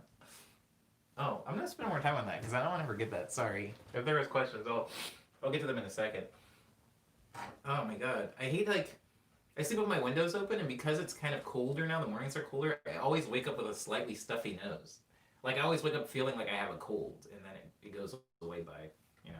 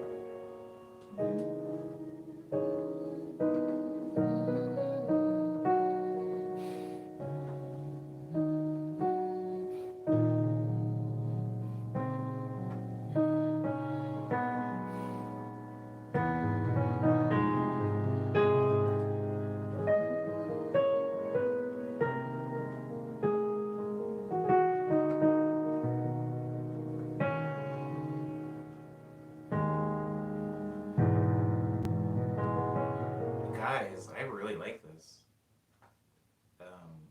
Wow, before the 2 hour mark too.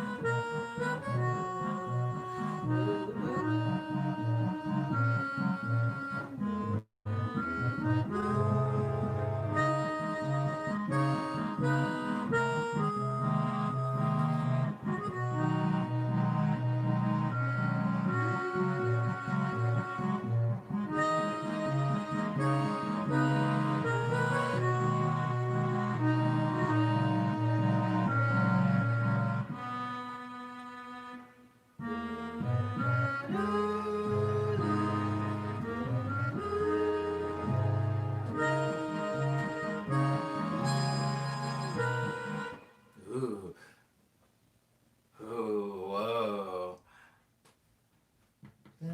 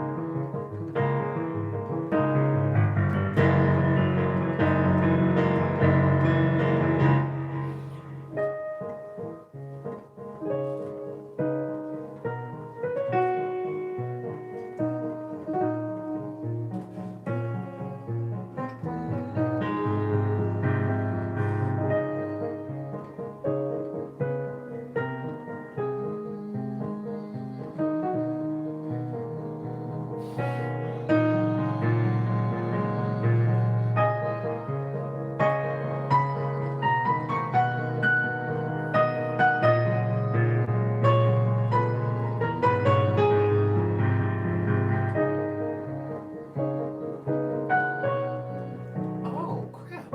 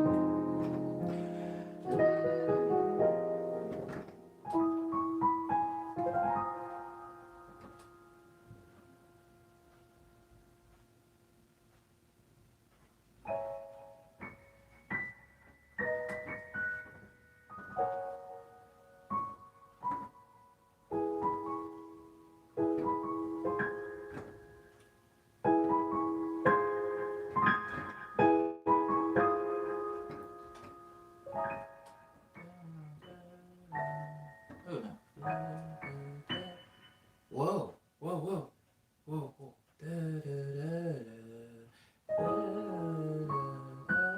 da. Oh, where was it? And then oh.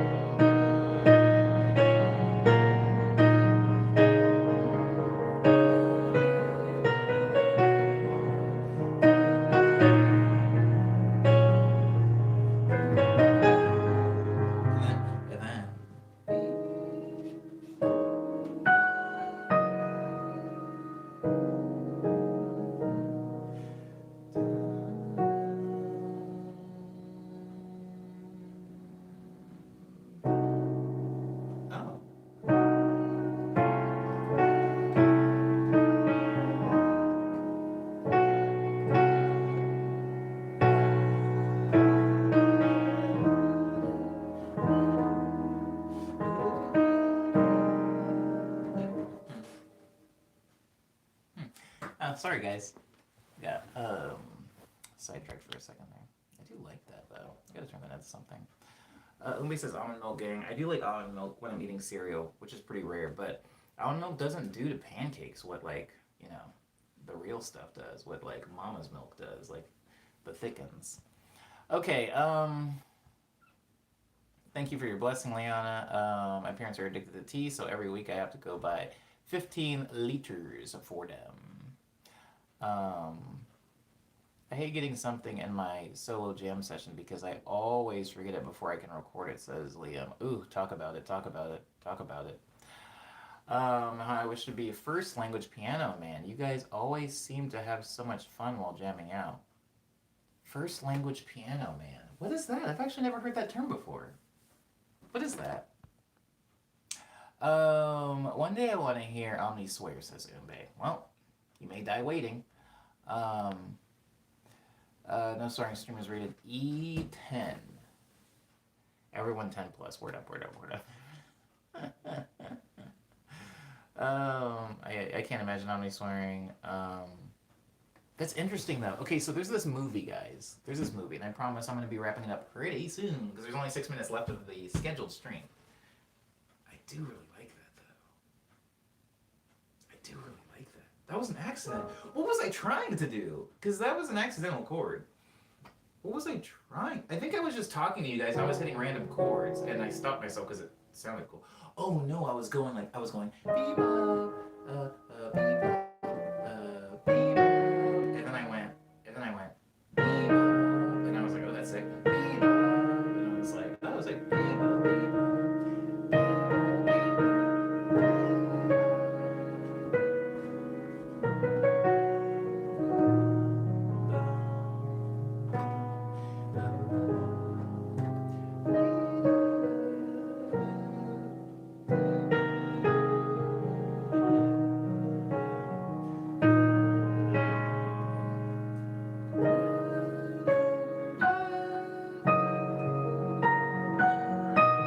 Ooh, this one is fun as heck. Okay, so there's this song.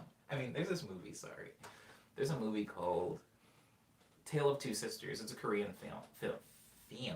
It's a Korean film. Um, I watched it. Has this ever happened to you guys? Have you ever watched something, forgotten it, and then watched it again, and only remembered about halfway through the film, TV show, or whatever it was, where you're like, halfway through, you're like, wait, I think I've seen this before. I think this is gonna happen, and then the thing happens, and you're like, yeah, I've seen this before. I completely forgot seeing it. It's been like stored in some weird compartment in my brain where I put useless information. I saw a movie called Tale of Two Sisters when I was in high school. Was I in high school?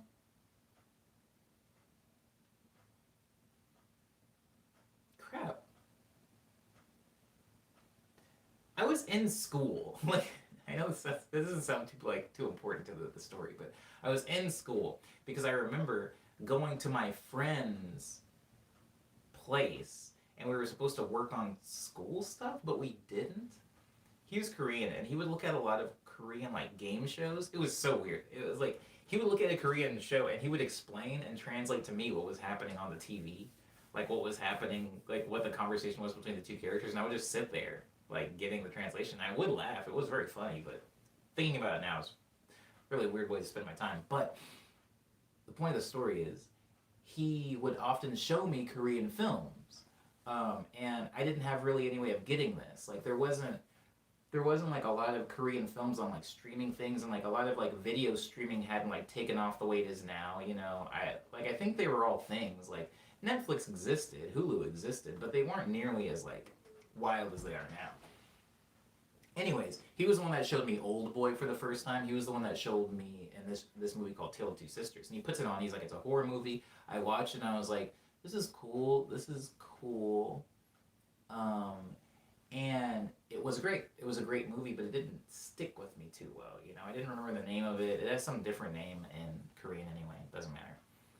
And I see the movie again, right? Way later, like literally this year, I'm watching TV, and around Halloween, this like the Asian Crush Channel just plays Asian horror movies, and Tale of Two Sisters came on, and I watched it. And Tale of Two Sisters is so. The reason that I remembered, reason I realized I had seen the movie before is because the score for the movie started playing, and the theme of the songs, the theme of the movie started playing, and I was like, why do I know this song? Is that like a popular like Beethoven piece? Who made this song? Who made this song?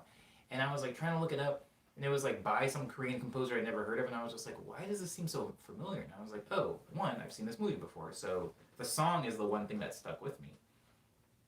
And the song did this really cool thing that I think a lot of horror movies do. Well, yeah, a lot. Not most, but a lot of horror movies do this thing where instead of trying to hit you in the guts with like, ooh, creepy, like, instead they play something very like sweet, wistful, and saccharine, but it's paired with, and I think it was Social Chameleon that was talking about this earlier, it's paired with haunting, sad, dark visuals, and it colors the music just like that. It literally will color the music. It's like adding cayenne pepper to anything, and it's like, oh, these fries are spicy fries now. This burger's a spicy burger. This chicken is spicy chicken. It's like really, really easy, and I think that I like that. I like it when things that are very wistful or playful or things that are written in like a waltzy rhythm are kind of played to kind of creepy visuals, and it makes the song then sound creepy. I love stuff like that. And when I'm playing this, the like.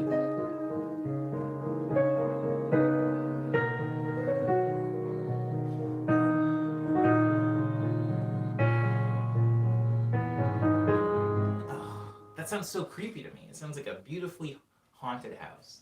I don't know if any of you guys are interested. This is not a promotional stream, but if you have not seen The Tale of Two Sisters, I recommend it. It is such a good movie. America did remake it, and I don't want to say the name of the movie that it was remade into because some of the people here might have seen that movie. I would say just go see this movie. Go see Tale of Two Sisters. Um, the American remake isn't very popular. It's not very big, so there's a chance you probably haven't seen it or even heard of it, honestly. But please go watch this movie. I love Tale of Two Sisters. And even if you don't have time to watch the movie, which I understand we're all busy people, just take 2 minutes out of your day, maybe to listen to the theme from Tale of Two Sisters. I know without a lot of the actual movie and the visuals and the horror aspect of it, the song is going to lose some of its impact. But I just want to say that that is providing a lot of context for me when I'm playing this.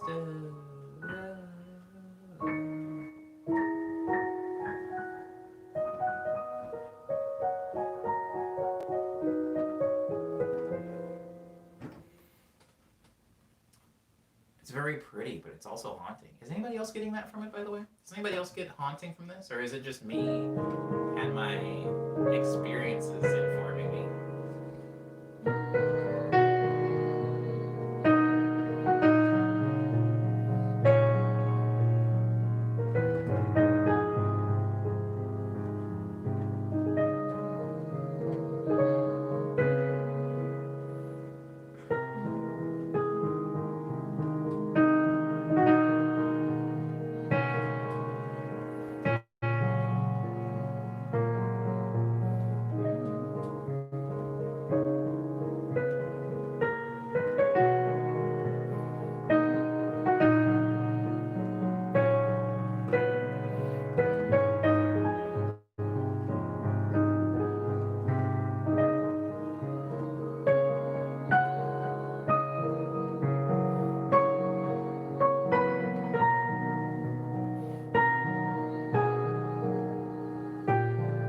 Ooh.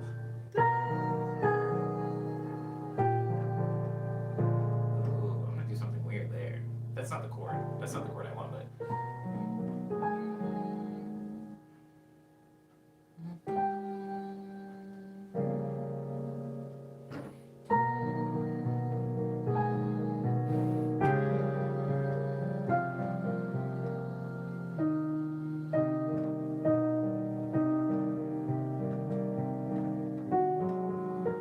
Whatever. Anyways, I'm gonna get through the chats and then I'll do the closing, I promise. I know. We hit the 2 hours. Ba ba ba ba ba ba boo boo boo boo boo boo. It's not a term. I meant your main instrument being piano. Oh, first language piano. I understand that. I understand what you're saying. Um, yeah.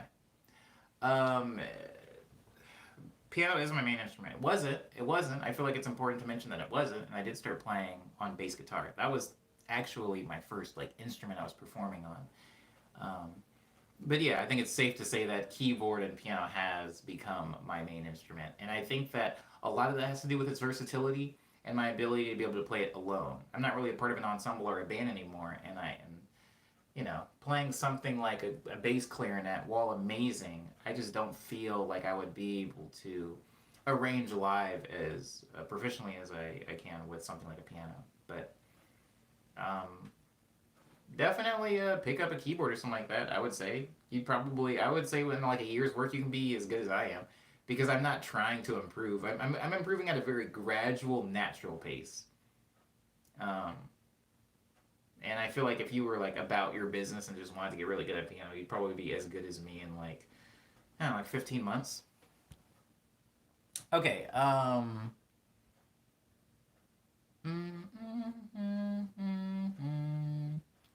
30-minute meeting over, says Cyber. Gonna dip out, y'all see you later, says Diz. Goodbye, Diz. Liana fills the vibe. I'm glad. Um, After you talked about haunting visual, yeah, now you can hear it, Jesse. Word. I'm getting something more like sorrowful, but I can see haunting. Um, you and that minor key, says Cyber. We need we need to get you hooked on music theory. Ew. Ew. No, I'm gonna learn some stuff. But here's the thing, Cyber. Here's the thing, Cyber. Cyber, do you know what a Maibatsu monstrosity is? You don't have to answer. Are you familiar with a Maibatsu? Do you know what a Maibatsu monstrosity is? Okay. Um, I am going to learn very, very gradual, very, very casual music theory on my own, but I'm actually not going to. I'm going to make an actual conscious choice to not bring it into the stream, and there is a reason for that. Um, there is a reason for that, and the reason for that is I a lot of people in this stream do not know music theory. Me being kind of one of them at this point, and I love that. I love that I'm able to have conversations with you guys about music, and it's actually not alienating. It's for the most part. I mean, if it is alienating. Wow, that word didn't sound right for real for a minute. If it is alienating, it's not necessarily because I'm like dropping a bunch of like knowledge bombs on you guys that you guys don't have access to. I try to always make analogies that make everything like easy to understand. I try not to like waterboard you guys with math because like, am I good at math? You better believe I'm good at math. I'm amazing at math. Remember when I had to find the average of a bunch of numbers and I was like, ah, screw this. No, I'm like pretty good at math, and that's the reason that I'm pretty good at subtractive synthesis. One of the main reasons that I'm able to navigate subtractive synthesis and envelopes, pitch envelopes, and stuff like that, LFOs, so easily is because math makes sense to me. But in the stream, I very rarely ever bring up math. I try not to bring up like numbers when I'm talking about how to like properly arrange pitch envelopes and things like that. Um, and it is a choice. It's not like that's just normally how I talk about music in my head. In my head, I'm doing numbers. I'm doing numbers, baby. But to you guys, I would much rather the music conversation be a little bit more layman, if that makes sense. More layman's terms, more stuff that makes sense to you guys and me and everyone. I don't want to lose that. And I feel like, let's say 2021 happens, I like learn a bunch of music theory, I like go into the jazz theory books, I'm like, ooh, flat 13th, and then I come into the stream and I go like, I try to play music, I try to only use the flat 13th here, and maybe I'll add a minor ninth there. It's like, oh, that's fun, and I sound very, very educated and very knowledgeable, but it doesn't really connect with you guys as much as if I just play the same thing over and over, and I'm like, all right, time to like pull the crowd. Which one do you guys prefer? Do you guys prefer this one? The like the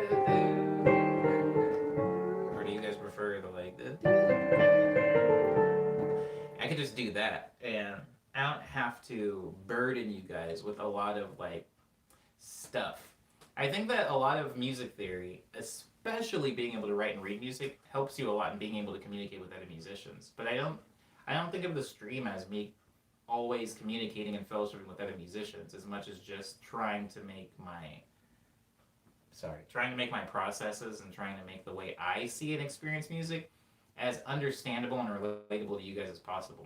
And I feel like if I start using a bunch of jazz theory and music theory terms in the stream, that's doing the opposite. So I will learn some theoretical music things. For example, everybody in the stream. I always am. Like I learned a lot of arrangements and layering techniques. I talked previously about. Sorry, there's something really weird happening outside, and it's a little tiny bit distracting. But I talk about um,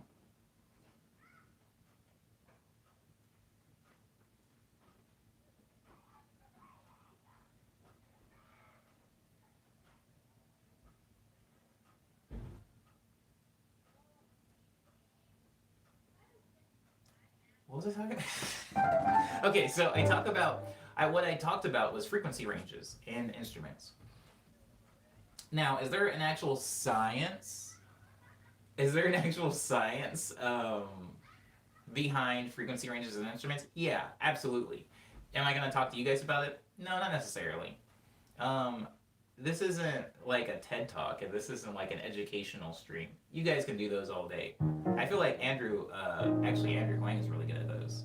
Um, Teaching the actual science behind music. I don't necessarily try to get into that. I try to make it like as bummy and like smooth brain like me as I possibly can.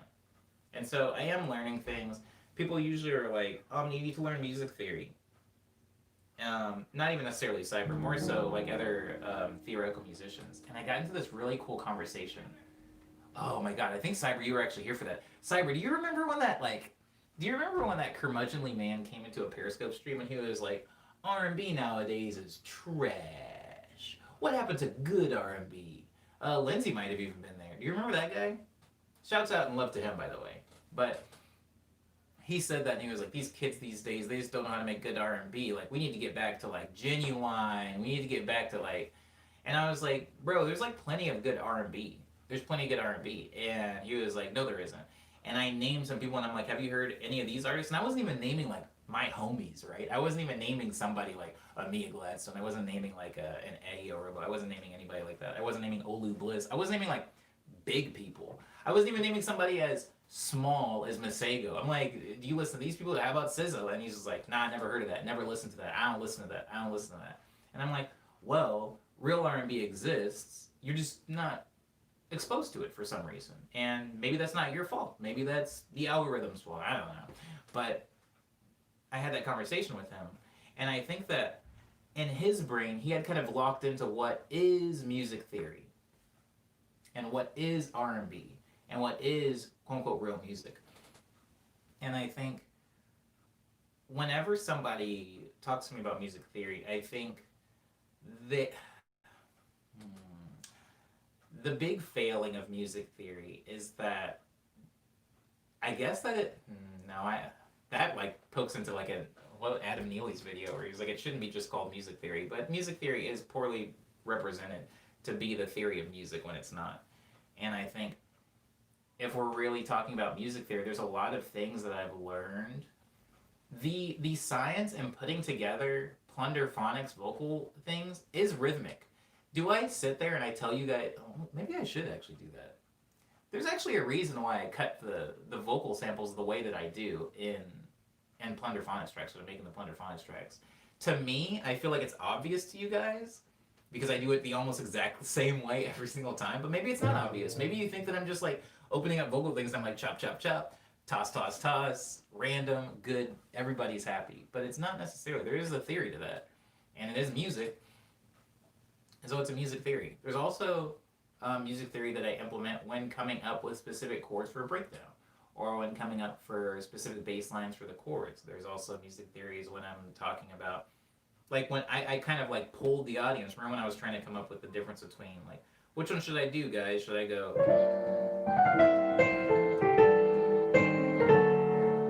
or should I go?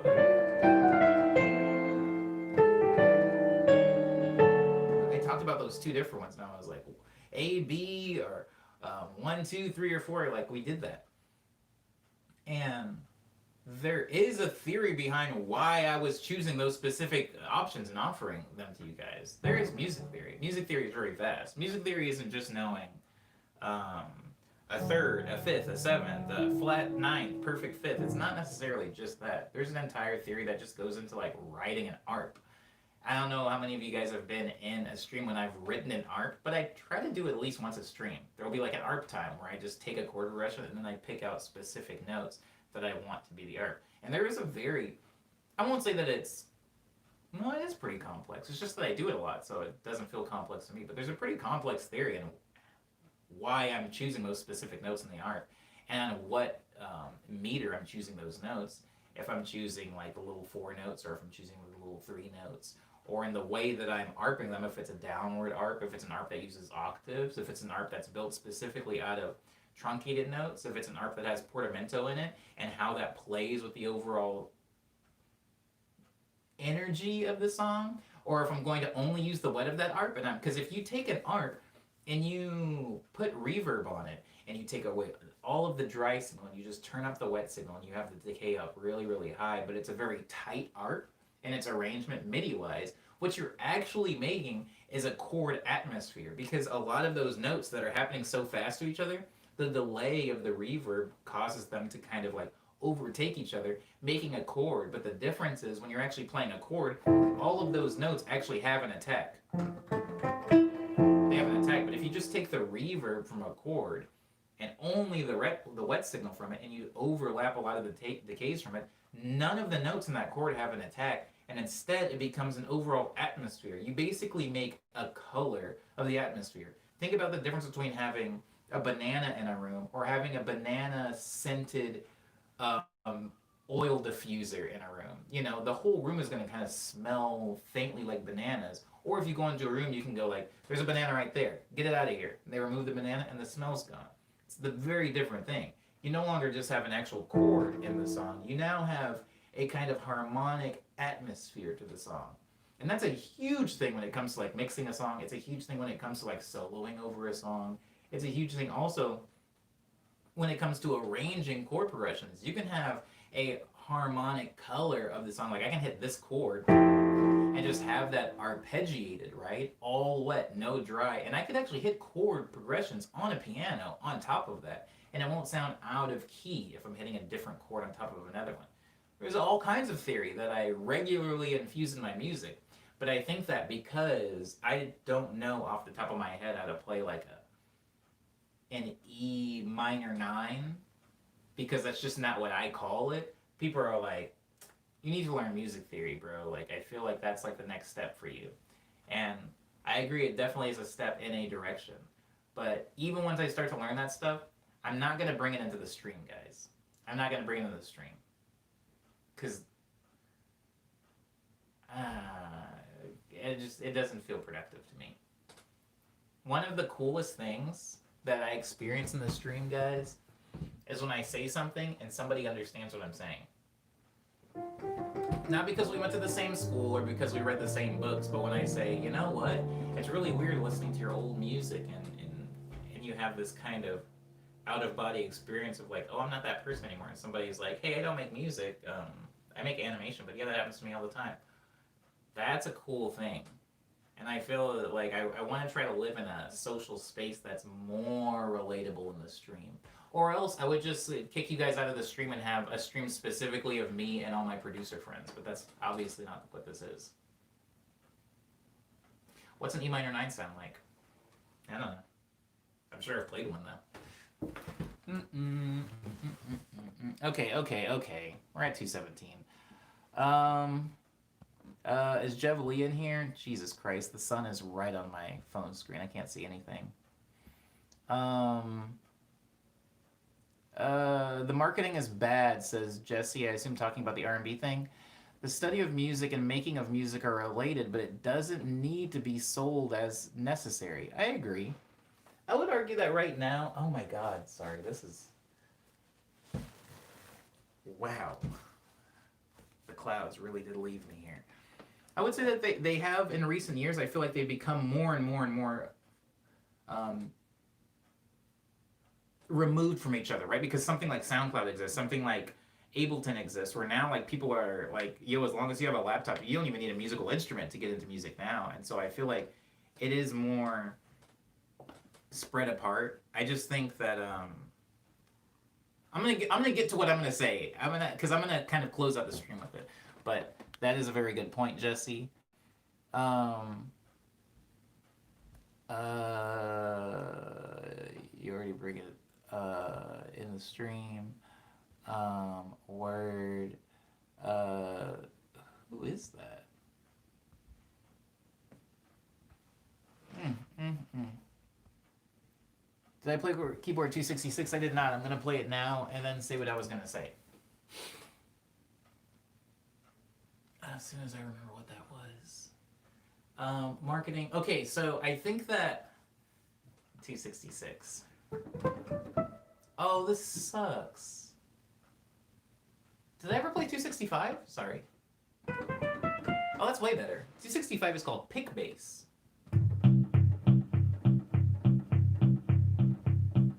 Life is like a hurricane here in Duckburg. Yeah, that's 265, so that would be from last Friday.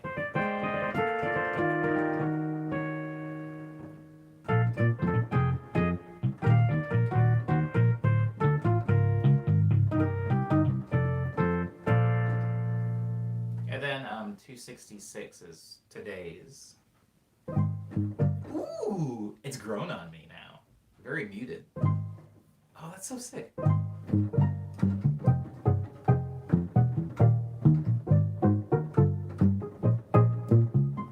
Ooh, how does it sound with strings?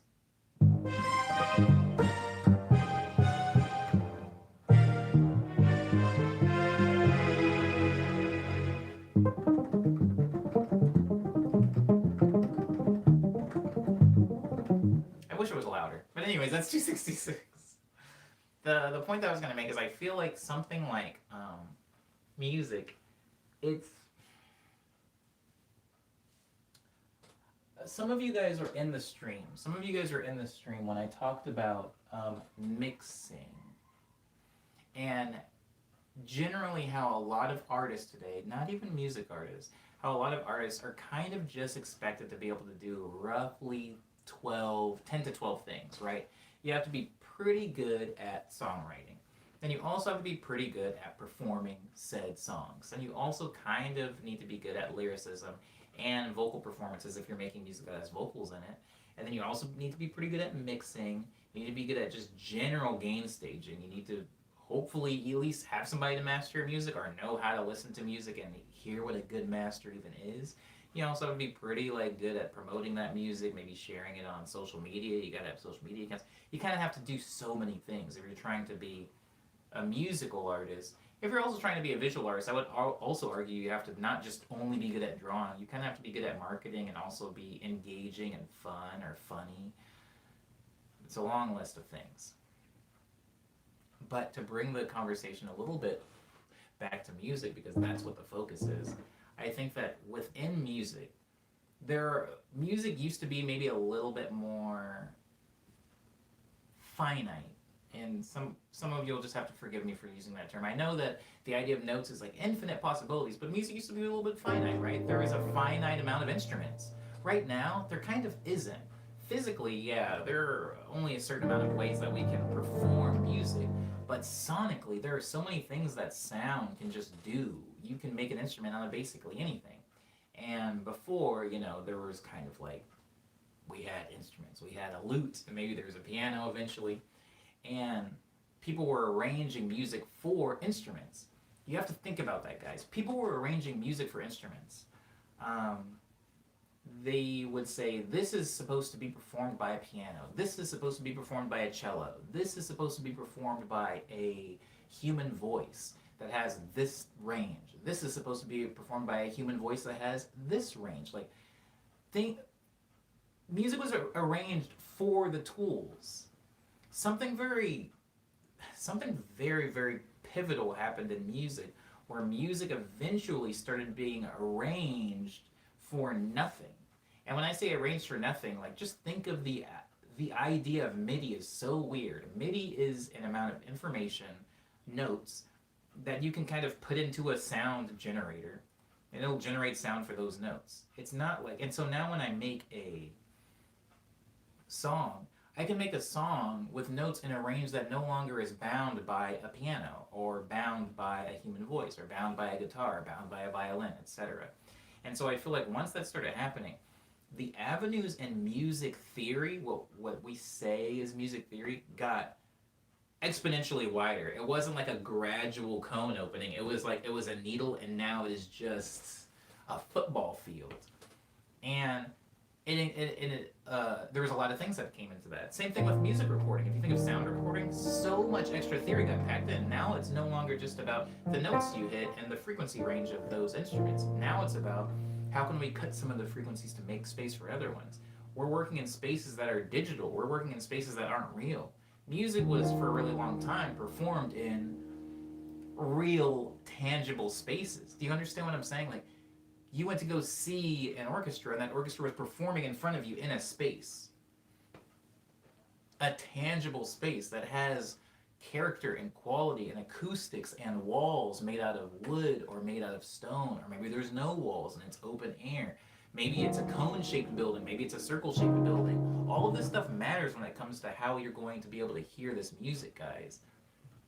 We reached a point where music recording became a thing and effects became a thing, so that we could, like, now emulate reverb, now we can emulate delay, now we can emulate chorus effects. Now you can say, I want it to sound like it's being played in a concert hall, I want it to sound like it's being played in a kitchen, I want it to sound like it's being played in a closet.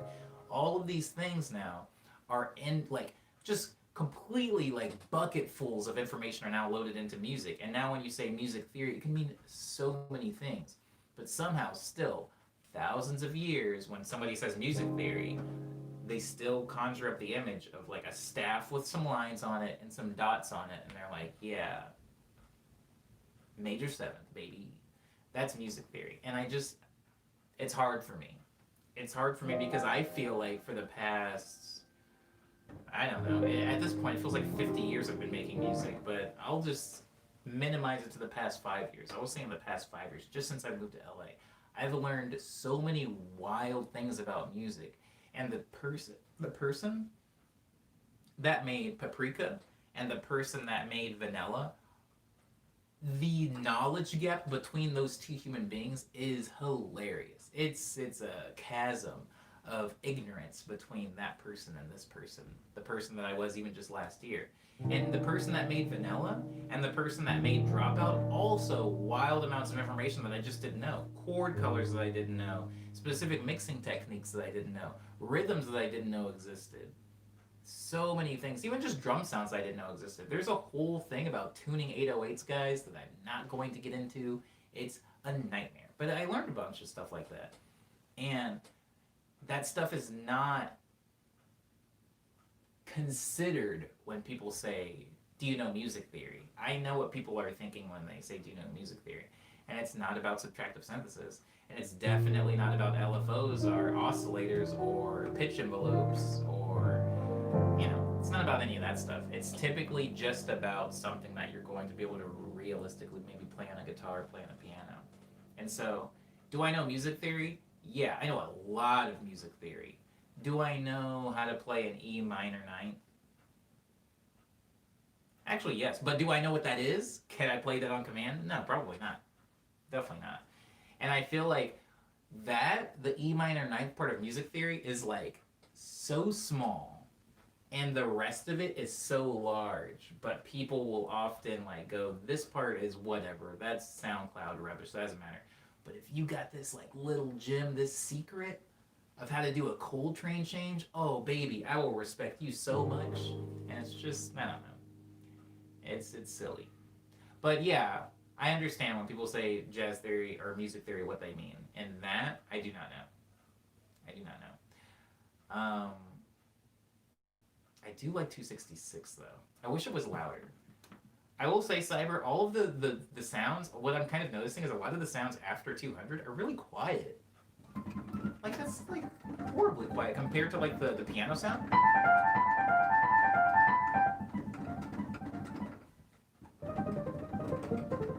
Sounds like...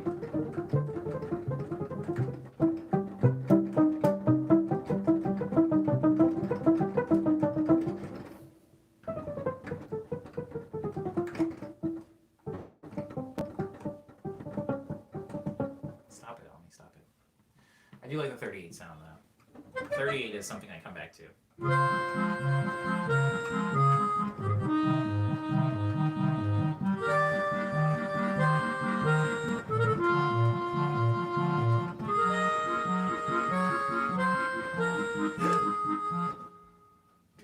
What the heck?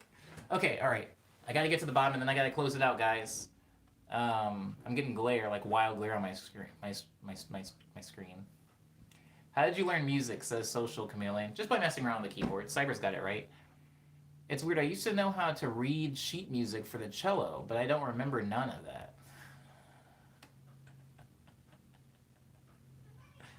People are very reductionist when it comes to modern music, says Social Chameleon forever ago. Yeah. People are silly. Sorry. That could be seen as negative. People aren't silly.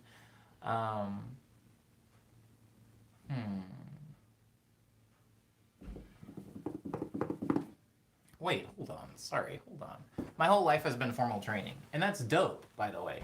That's dope. It's just, it's not my experience. And I think that sometimes I just wish that people could open it up. This is not, I just wish that people could open it up sometimes. Like the dude that was like, there's no good R&B music. It's like, you gotta open it up. Music, there's so much more music now, so it's like, the thing that you want probably exists. If I said right now, I really want Swedish music that was metal, like really, really hard, but also funny lyrically, and had circus elements to it, it probably exists, guys. It probably exists. You just have to look for it. You got to find it. And so I wish that people would open it up a little bit. People that are just like, jazz people are so hard sometimes. Jazz people are so hard because jazz people are also, there's an elitist form of jazz, And sometimes I feel like jazz musicians will go like, this isn't jazz or this is jazz. And it's just like, you got to open it up eventually at some point, guys. Like, I don't know what jazz is anymore. I don't know what jazz is. Even I will just use the term sometimes when I'm like playing things. I'm like, oh, that sounds jazzy. I'll usually use jazzy as a thing.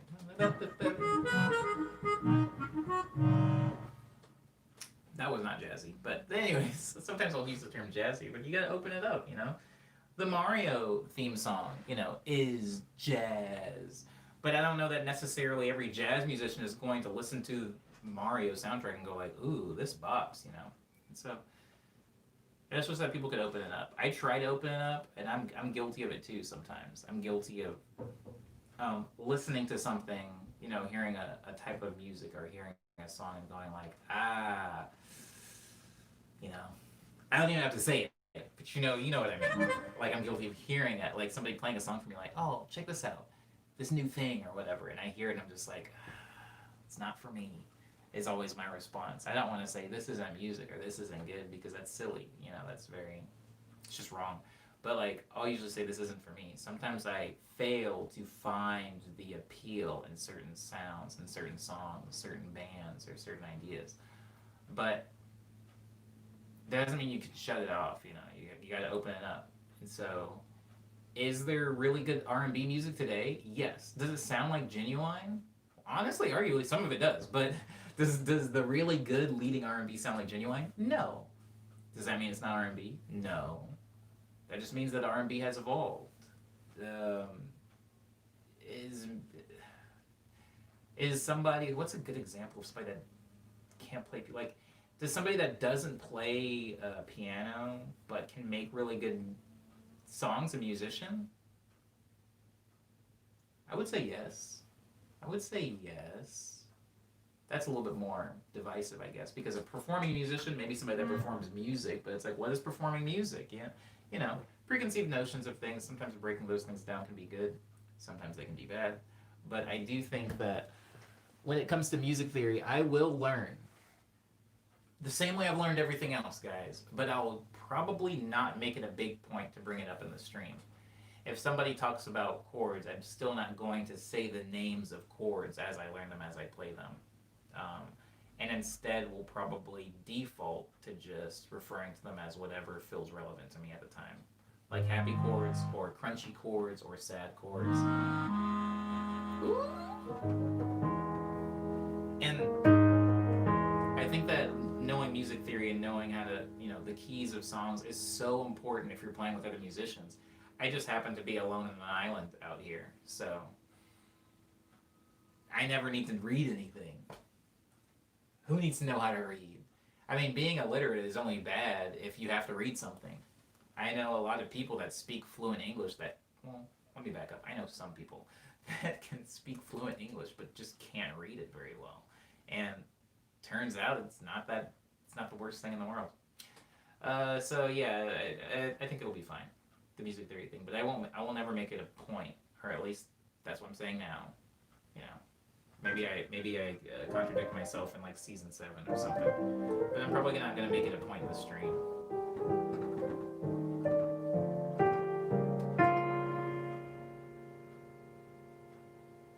So I have some music out. Signals. A lot of people did think I knew music theory after I put Signals out because it's complicated sounding.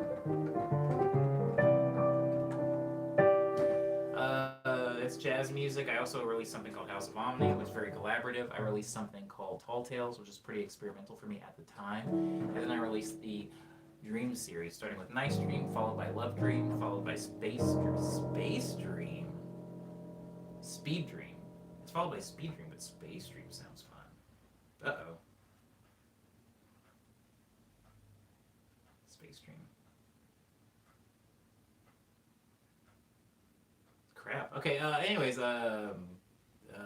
Speed Dream, followed by Daydream, followed by Lush Dream, followed by Quick Breath and Ego Death, which are both bodies of work that I provided vocals for, as well as featuring some very, very talented artists like Mia Gladstone, Abby Press, and Young Skirt. I feel like I'm forgetting, and Only Tom.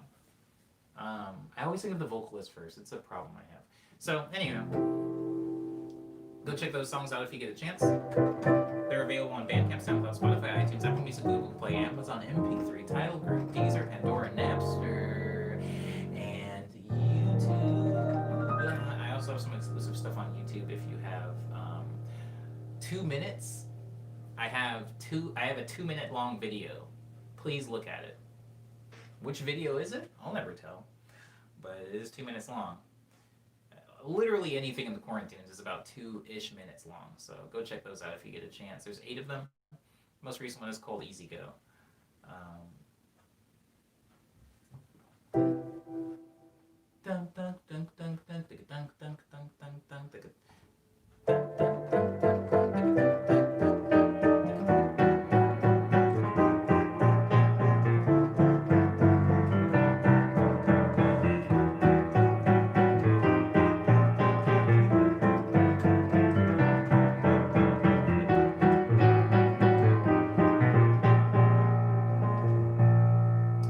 Still don't remember the main chords from that. Okay, so I think that is the news. I'm home. I'm hungry. While I was out of town, one of my friends was staying in my bedroom, and I'm finding her hair everywhere, and it's driving me crazy. But I'm going to de-hair my bed.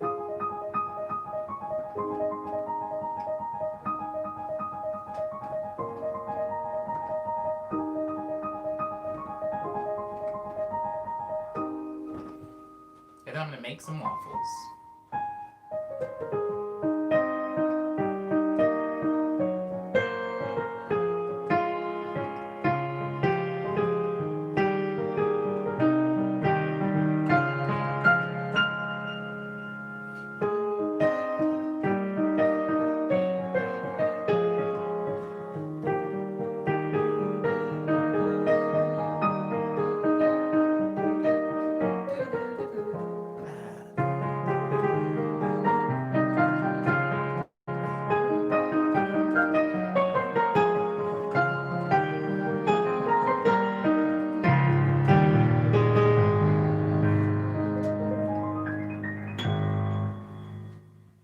song's called Hush Hour, I Wrote It Abroad, and it marks the last piece of music I will be playing in the stream.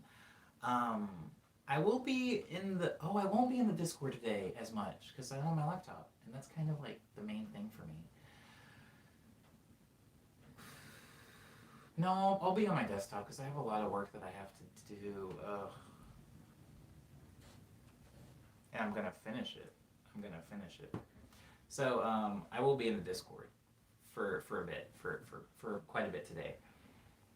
If you have any questions or any last minute suggestions for season 3 that you didn't manage to get out during this stream, you can put them in there and tag me so I see them, please. Thank you. Also, there's a thing that I was gonna. Here's a thing. Oh yeah, the absolute highest frequency at which I will be willing to, because we did play Among Us last week on Friday. For those of you that were in there, cool and thank you. It was a lot of fun. For those of you that weren't, cool and thank you. It was a lot of fun. The highest frequency I am willing to play that game is weekly. That is the most at which I will play that game. You guys are, if you guys like hook up in the Among Us server and you guys want to like throw on games, like go for it and that's dope. But the most I am willing to join those is once a week. If you want to make it a Friday thing, cool. If you want to make it a Thursday thing, cool. If you want to make it a weekend thing, cool. I'm down. But I can't remember who it was, but somebody suggested like every other day, and I was like, you gotta be freaking kidding me. So that's not gonna happen. But for those of you that were in there, thank you. It was a lot of fun. I'm sorry that it took so long. I think that Among Us server, I think the Among Us server has been a thing for, I don't know, like it feels like 6 months. It can't be that long, can it? But it's been a thing for a long time, so it was nice to have the first actual gaming session happen. Thank you, everybody. I'm gonna read through all of the last minute chats before ending the stream, because just in case somebody said something. My back hurts. What the heck? How? Thank you, Lindsay, for being in the stream. Thank you, John, for being in the stream. We can't get haircuts, says Liana. Who needs them? Why do girls always have hair?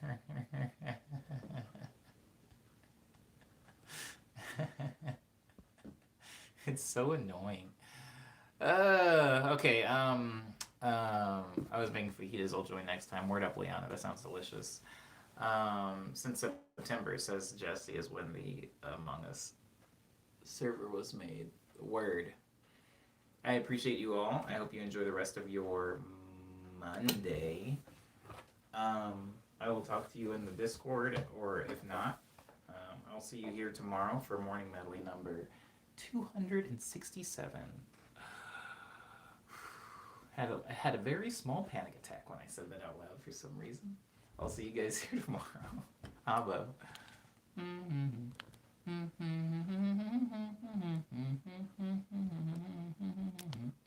Oh my god.